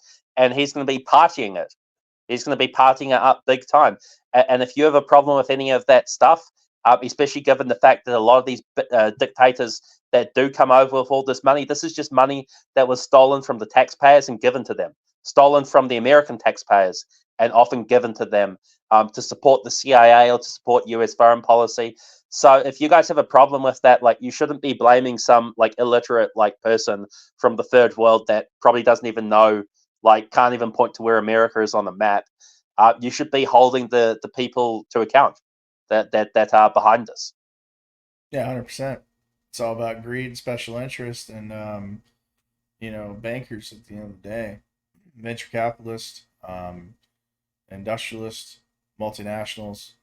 These are the problem. And like I said, we were just we're you know been discussing for the last 2 hours and 45 minutes. You know, the DEI. It's literally they're just putting these DEI in there as a smokescreen to give them as, you know, to give a scapegoat to say, hey, well, the reason why this is happening is because you have progressives, you have trannies, you know, in the White House, you know, married to the president, and you've got DEI and the corporations, you know, running things. And the reality is that it's just a smokescreen. It's just, you know, I mean, I pulled that chart up for you, or was it the I dropped it. Well, they had, you know, like I said, you may see like what 20% or like less than 1% or 2% that are DEI CEOs, but there's still a number 90% that are, you know, white males. So I mean, it's rather interesting. I mean, we're making fun of the DEI in the sense, but at the same time, it's like, come on, man. It's yeah. Well, it's the clown show, right? Like, at the end of the day, Yeah. you know, the clowns, they're not the thing driving the show, right? At the end of the day, the carnival is a business, it's a corporate entity, and the carnival goes out and they hire the clowns so everyone can laugh at them. And that's what the DEI is. It's a clown show, and they're bringing in the clowns, and everyone's laughing and pointing at the clowns, but they're not seeing the forest for the trees, right? They're not seeing the carnival itself. So, you know, I mean, it is what it is. But you know, if you want to support America, you know, and you're American, then buy American, buy American made, buy from companies in America that hire Americans, buy from companies in America that don't do this woke stuff and aren't doing the outsourcing. And, you know, I just think it's disgusting. A lot of Americans, they'll buy a big Ford pickup truck, they'll spend $100,000 on the Ford pickup truck, or they'll spend all this money on a car that Ford makes. And guys, these cars, they're designed in Europe, and they're made in Mexico. Like, Yeah, there's that's nothing what I American mean. about this. Like, why? I get it. If you just want a car, then okay, fair enough. You know, buy Yeah. whatever you want. But if you're buying a Ford because you want an American product, then what are you doing? Why are you buying that? Yeah, I mean, I would literally you'd be better off buying a like a Nissan truck that's manufactured in Tennessee, even though it's designed, you know, in Japan. It's Hmm. manufactured in Tennessee, you know, or buying And, like and do we a Honda that's manufactured in the United States as well. do we even know that these are designed in Japan? Because, you know, I'm willing to bet that some of these big pickup trucks, you know, I mean, these are not indigenous to the Japanese market. The Japanese are like the Europeans; they drive Yeah, very small cars. they're So probably like designed by American architects, like and engineers, that's what I'm saying. in There's Japan, probably and at then they just least basically send the data because obviously it's got to be in English for them to understand how to manufacture it. So you're right. I mean, the engines might be engineered by Japanese engineers, but like the actual design and function might actually be Americans designing it. I don't know. I haven't looked too far into it. and The thing I is, if think you you want to may even buy get American that with made, if you want to buy a truck that's American made, you're probably better off buying a 90s you know, year truck and just paying a local mechanic to rebuild the engine because it would probably be cheaper in the I long don't run if know, you really do dude. the math. Just being logical here. It's a classic vehicle, so you can get lower on insurance rate on it. And it's probably better built because it's built 100% in the United States. But more importantly, like I said, they're easy to work on, and they don't have all the digital shit on it, no microchips or any of that shit. The parts are readily available and easy to manufacture. And like I said, any mechanic's willing to work on it. So I mean, you could probably rebuild an engine on a small block Chevy for anywhere from 1,500 to 2 grand, versus like replacing the transmission. A SVT transmission, these modern trucks, is gonna cost you upwards of $15,000-$20,000. You know what I mean? So you do the But math. You know what I mean? I mean, let's say you're a younger person, you're brought into the Forever Mouse, you're I'm paying still your listening to you. $20 a month subscription. I mean, sell me on this used car. Like, does this have AI integrated into it? Does it They might be having report some back technical everything I issues. do? Yeah. So I mean, it's all about cost benefit analysis at the end of the day. That's what I mean. Like, I'd rather just have a used truck, that's well built, lasts forever, and just rebuild it. Because at the end of the day, like, you can keep that truck on the road forever. There's old Nissans that have 1 million miles on them that are built in the United States, in Tennessee, and they still they're still running operation today. You know what I mean? So it is what it is. Yeah, Lupiter is having some technical issues. He'll come back on. Um, but yeah, I mean, it's an interesting situation with what's going on with the woke DEI stuff, and what's going on with oh, he's back. Hold on. Yeah, I'm back. Oh, you're back with us. What's up, brother? Can you hear me now? You couldn't hear me before. Yeah, you cut out a little bit. Because we're probably, I think StreamYard's probably having some issues, or Rumble or something, or you might be on your end, but I can hear you fine. It could be. It could be on my end. I did see the thing light up to show that I was speaking, but you couldn't hear me. But whatever. All I was saying was, like, I want you to sell me on this used car. Like, let's say I'm a younger person, I'm a millennial, I'm a Zoomer, maybe I'm an upper middle class or upper class type cat lady type person. I've brought into the Forever Mouse. I'm paying my $20 a month subscription. I'm looking at this model, this car you're offering me. It doesn't seem to have AI. It doesn't seem to record everything I do. It's not reporting everything I do back to the NSA. It's not driving itself for me. Like, why would I be interested in this? Like, how much do I have to pay per month? What's the, because I'm looking for a subscription, right? I'm looking for, I mean, if you I really mean, do I wanted to, there are options in the United States, like with they have these services that are like prepaid, like mechanical work, like they're extended warranties. I'm not trying to sell extended warranty, guys. This isn't a gimmick or an ad or anything. I mean, I don't really recommend them. But I mean, if you do get a reputable company like through BBB, which is like, you can look up, or there's Trustpilot as well, and you find a good company that does pay the benefit and the insurance. I think you can even go through your insurance carrier too and get like some type of like auto mechanic like warranty, where like if it breaks down, they'll pay to fix it and stuff like that. But I mean, like I said, the thing is if you rebuild the engine, you replace the hoses, and you do the routine maintenance on it, it's still going to be cheaper than buying a brand new truck, man. I mean, yeah. seriously, these trucks are 100,000 plus, man. I mean, I what's the mean, the entry new level for it? trucks, they're expensive. They're Yeah. expensive. And like, I don't know if it was you who was telling me this or other people. I think maybe multiple people have told me this. But nowadays it's crazy. They have things like even some of the radiators are plastic, the oil, pans, the oil trays, the things that hold the oil. These are all plastic. Everything Hard on them plastic, is yeah. plastic. If it's GM, if it's General Motors, it's probably going to be all plastic, because that's why I stopped driving GM. I had a Chevy Cruze, and like the whole thing was fucking plastic. The whole radiator system, like the everything, the rocker panel, Uh, everything, oil I, cooler, I'm all the not. shit was plastic. I'm not like super anti-plastic. I know some people are super anti-plastic. I understand it makes a lot of sense to make certain things out of plastic. It saves you a lot of money. But I mean, we were talking about this the other day. It's like, the original Audi R8 that came out, it was something like it was like £40,000, like 60,000 US dollars, something like this, right? it was considered an affordable car. It was the flagship car. It was basically a Lamborghini for like 60,000, something like this US dollars, right? Maybe 70,000 or something with the bigger engine in it, something like this. And then like over time, it ended up doubling in price, and then it became like a car that was, maybe not 60, 70,000 US dollars or 80,000 US dollars. It was like 120 or something thousand US dollars. You see what I'm saying? And not Yeah. only did it go up in price, not only did it double in price, but they had a lot of buttons in the car that were CNC machined, right? So that, it has to go into a special machine, and it's very expensive. You take a block of steel and you basically use a drill bit and you just chisel away at that block of steel until you get the button, right? That's a very expensive process. But when you're buying a car for $60,000, you expect to get something in return.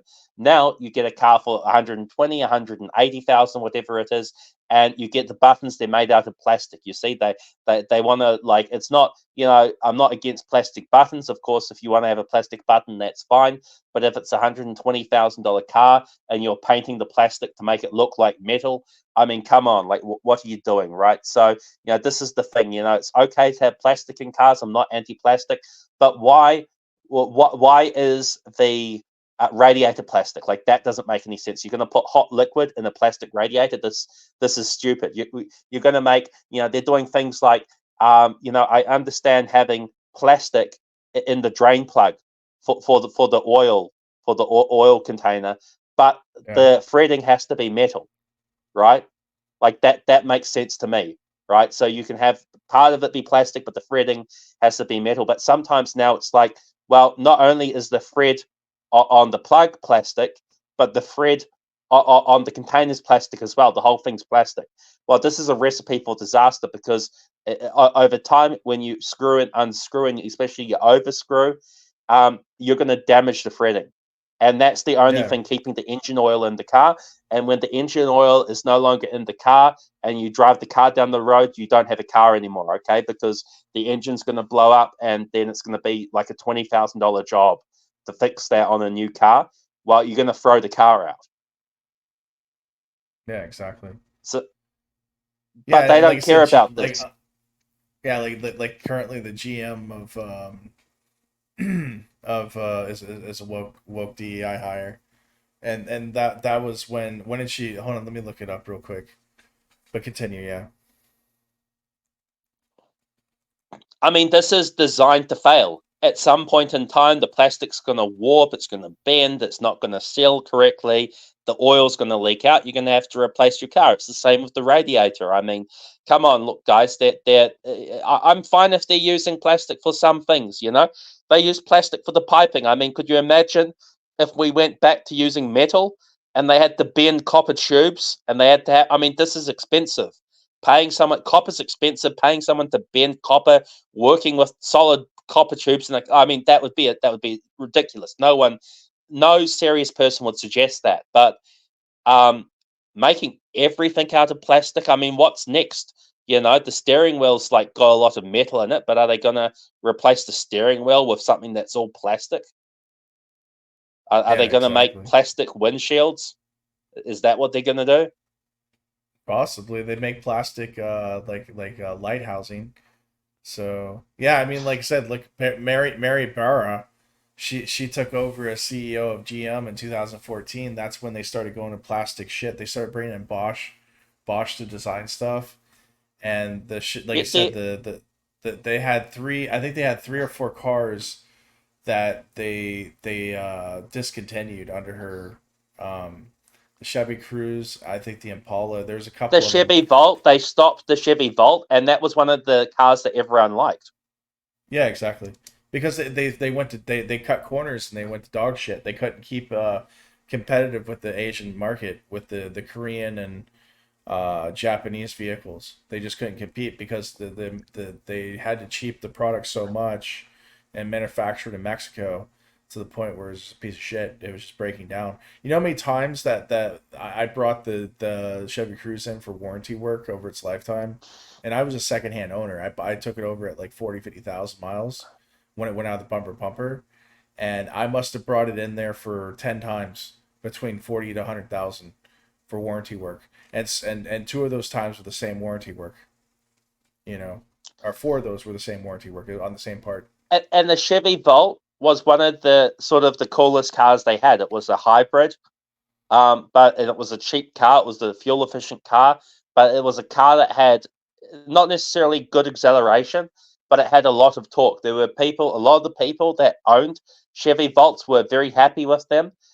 There were issues with some of them, with some model years and things like this, but at the end of the day, I think the Chevy Volt was the only, for a very long time, and maybe even today, it's the only hybrid that America had. And so it was the only game in the town, and they got rid of it. That was like a unique selling point. Yeah. And this is not a good. This is what, 1 month? Can we zoom this out? Is that 1 year? Yeah, that's let me fill it up. That is from 1 month. This is 6 months. It obviously you can see it's declined here as well. Year to date. Yeah, you can see the same. I 1 mean, year. everything kind of looks like that because of COVID. Oh, Yeah. that's a different story, isn't it? That's a very different story. Yeah. I mean, Yeah. everything looks like that because of COVID. Like, it has that sort of COVID bump because, as again, they printed all that Yeah, money that was and it went into the stock market. 2020. Yeah. This is when But I she mean, took this over. is. She took over in 2014.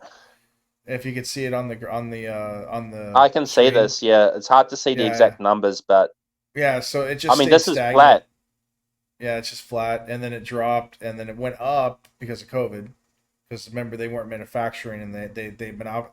They were it was QE to infinity, and then they were driving the prices up. So they obviously saw that, and then boom, just drop in 2022, and then And what was this, stagnant. 10 years ago? Like, money 10 years ago was worth a lot less, and the share price is barely higher.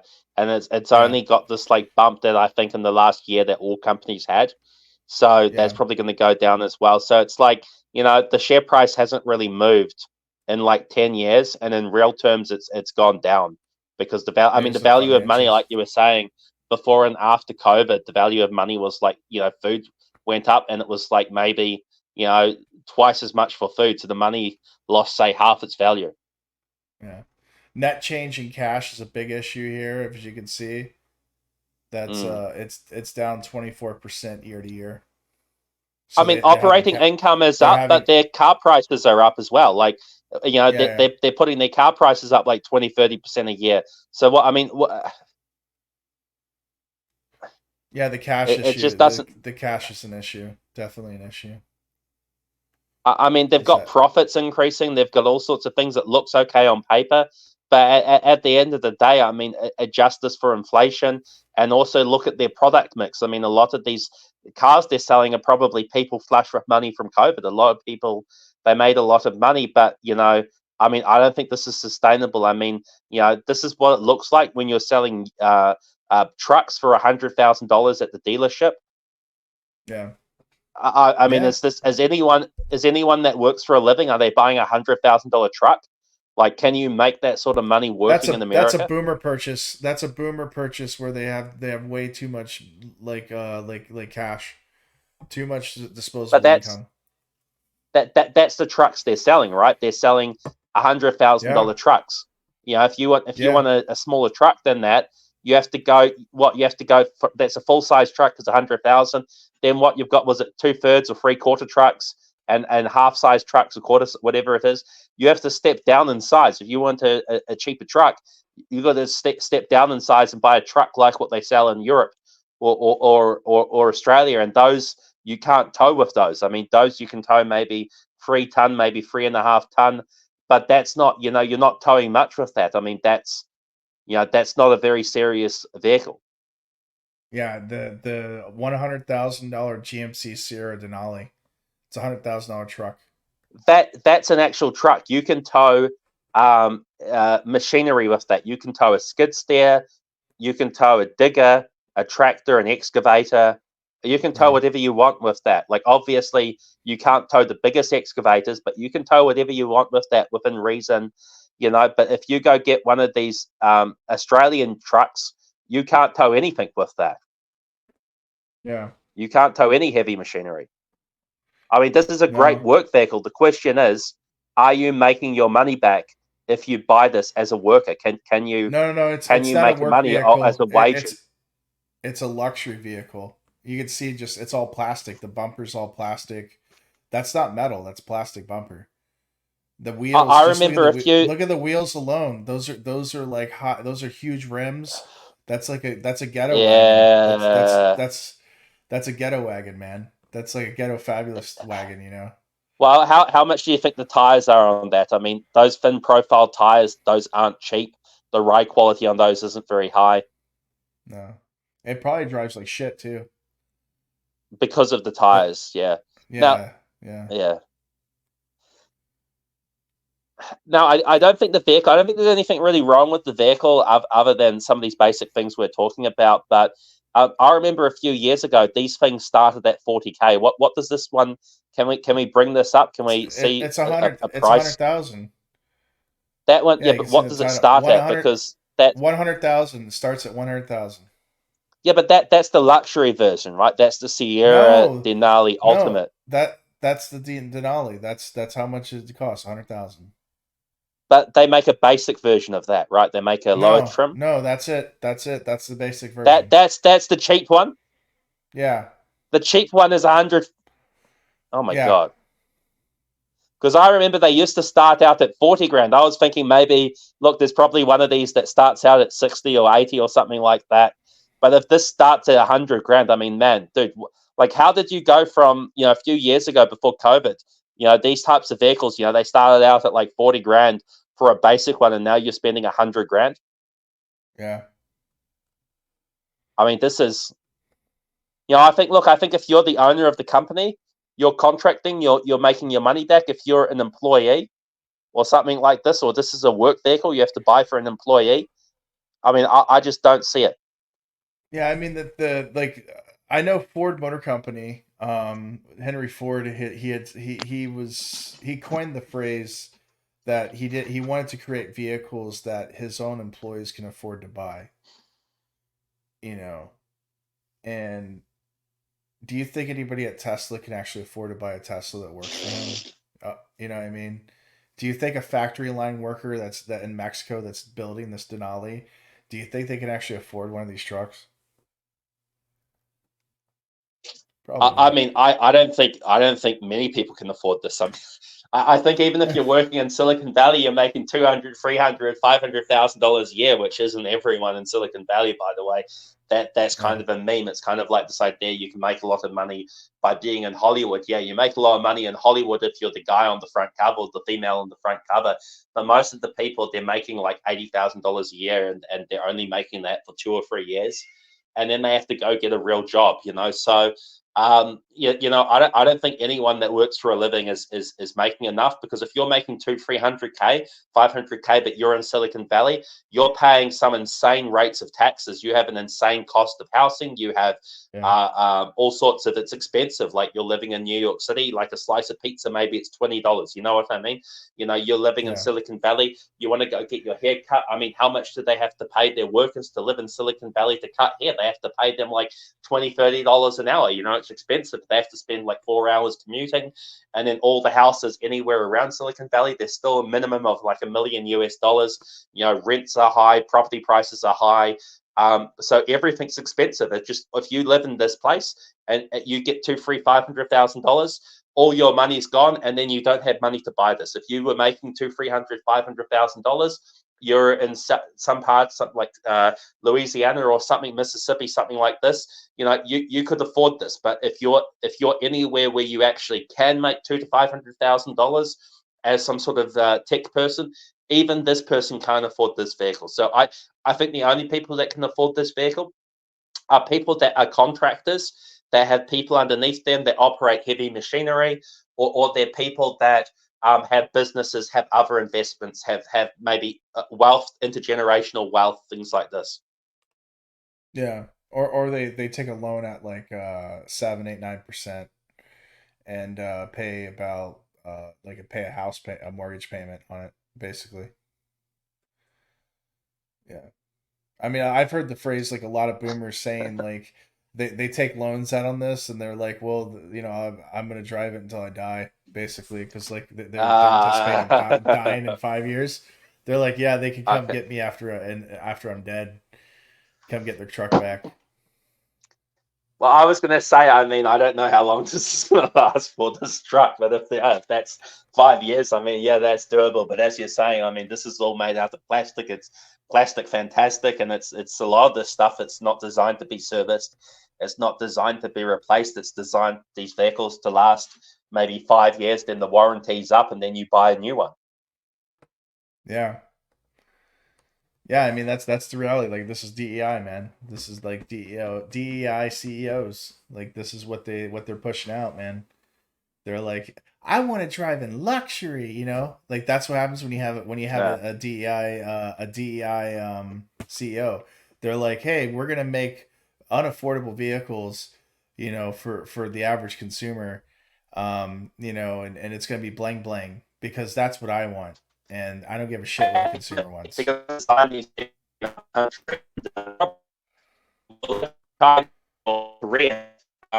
Hold on, you're cutting out again. I think you're having issues.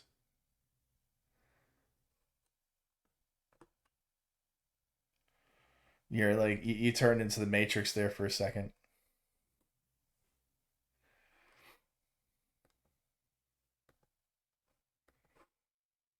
Yeah. Uh, I don't know. Yeah. So I mean, like I said, this is like like I said, this is what happens when you have a DEI um CEO. Like I said, they want to do bling bling. They're like, yeah, this. I would drive this. This is really nice, you know. And then the average consumer is like, how the fuck am I supposed to afford this? You know, especially with interest rates like, you know, like at 5-6%, you know, and obviously on a vehicle like this it's going to be like higher, like 9 to 10%. And they extend, I think they do 7 year 72-month loans, and I've heard they extend it out to 84 months, which it still is not gonna, I mean 84 months or 72 months, like it's not really gonna do shit anyway, so you know, all well. Yeah, Lupiter's out. He'll be coming back shortly. 1 second. Yep. We go back to what we were looking at. There he is. There you are. Yeah. So you cut out. Are you good? Yeah, I thought maybe it was on your end, but I think it was on my end. So I sort of reset my connection, and here we are. Yeah. Yeah. So I like I mean, said, like that's a very go ahead. nice looking truck, by the way. Like Yeah, it's that not looks like a bad. very comfortable chair. I would drive it. I mean I would drive it. I don't know if I'd own it. And like I said, it's not practical. I would too be too scared to drive it, especially like how crazy American drivers have become. You know, especially boomers. They don't give a shit. It's like, oh, I got insurance. Oh well. It's like, do you have $100,000 to cover my vehicle if you total it out? You know, because a lot of these cars are expensive, man. That's why, like, you know, on our insurance, I made sure we have, you know, enough insurance to cover liability, because you total like one of these $50,000 to $100,000 vehicles, like the insurance company's only going to pay like whatever the max amount is. So, you know, I you mean, end up getting, we can kind of make fun of this. You know, it's 100K. It's a lot of money. Like, undoubtedly, it's a lot of money. It's a depreciating asset. I don't know what car depreciation is in America. Over here, it's about over a 5 year period on a commercial, like a civilian car, just a regular passenger vehicle. You would expect over 5 years to lose about 50% of the value of the car. Some cars it's 40%. Some cars it's 60%. It kind of depends on the body style, the brand, whether it's a luxury car, a basic car, but they typically tend to lose half their value in 5 years. Combine that with the interest rates on this. I mean, this is like maybe more money than two mortgages in America in car payments and depreciation. I mean, the car payments on this alone is probably like a mortgage or a mortgage and a half, and the depreciation's probably not far behind a lot of people in America, a lot of their mortgages. So this is kind of like having two and a half mortgages, and it's just Yeah, one car. Like, this is a lot. yeah, It's a hundred lot to percent. ask for. Yeah, and like I said, the type of person that's gonna buy this, it's gonna be it's gonna be a female, most likely. It's gonna be a female, or it's gonna be a boomer. some rich boomer asshole. And we can say, look, this is unreasonable. We can kind of make fun of it, but I mean, at the end of the day, like, let's say this is 100K. It's a very nice vehicle. Maybe there's some cheaper ones that their competitors make or something that you can kind of get a similar experience, but not quite as nice. But I mean, I think, what was it, the Corvette now? The Corvette, which at least, like, it's 100K, but at least this truck has a use. You can, I mean, if you are towing many Yeah, you could construction tow your equipment, I mean, you're tow your getting your boomer money boat. out. You could You tow can tow your your boomer boomer boat. boat. You can tow your RV. So you're getting some usage out of it. But with a Right. Corvette, you're still paying almost 100K. You're paying maybe 80K for a Corvette. Maybe there are some more expensive models now. And a Corvette is just like a tiny car. Like that's even more ridiculous, right? Yeah, 100%.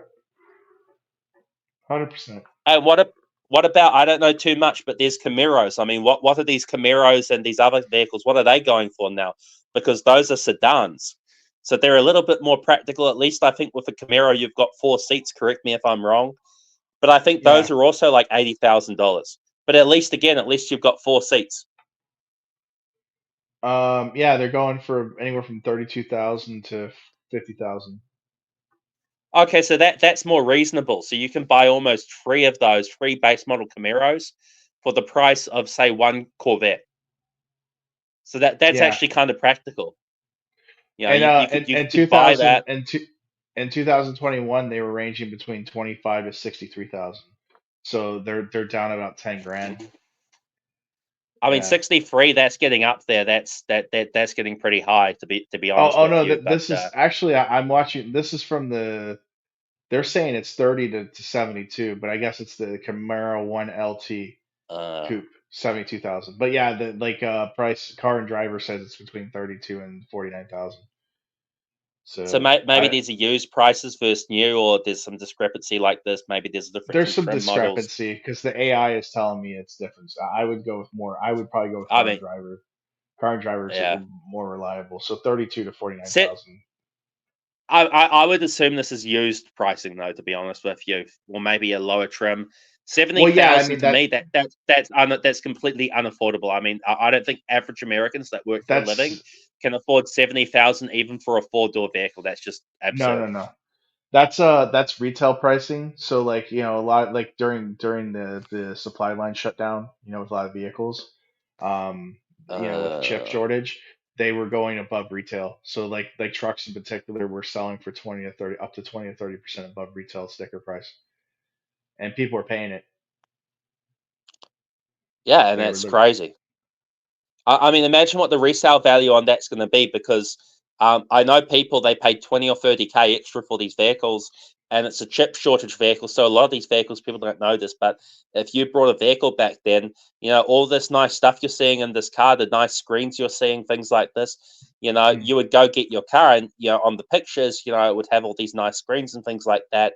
But if you read the fine print, it will say, well, we're going to remove some things due to availability of chips, right? So you're going to show up and it's going to be like a 1980s style radio, yeah, and exactly. it's like, so you're first of all, these models are going to be very undesirable, because if you're buying this car, a lot of the reason why people spend $100,000 on this car is it's very modern. It's got these nice computer screens on there. It's got navigation. You can put your phone screen on there.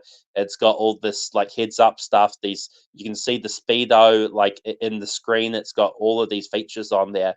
But if you go buy a 2020 model, a 2021 model, a 2022 model, these are COVID chip shortage models, and they don't have a lot of these things. I mean, we were talking about this before.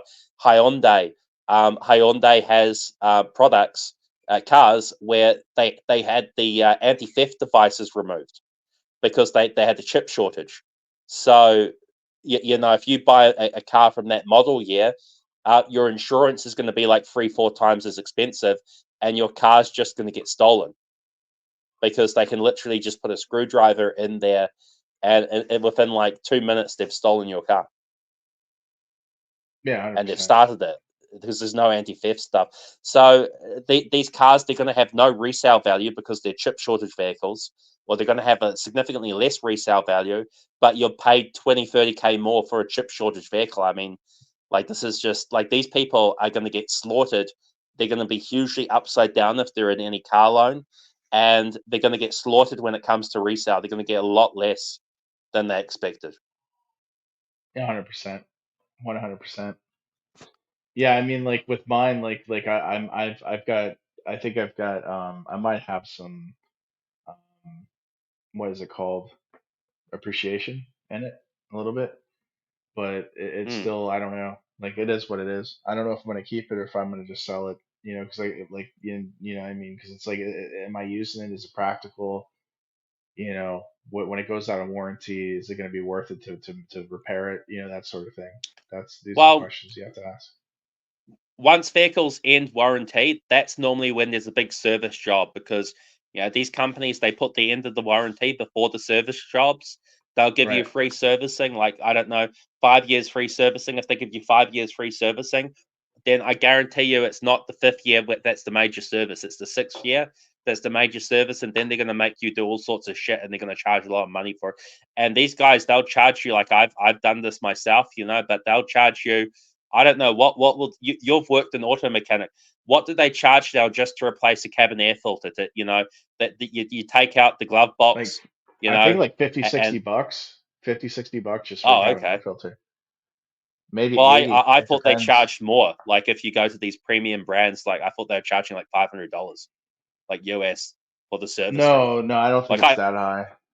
I don't think it's that well, high. you're probably talking about an indie dealer, indie provider, but I think if you Yeah. go to some of these dealerships, they have standard pricing for this stuff, and some of these, they're charging huge amounts. I don't know. Maybe some of these vehicles I'm looking at, maybe they have some stupid way of changing the cabin air filter.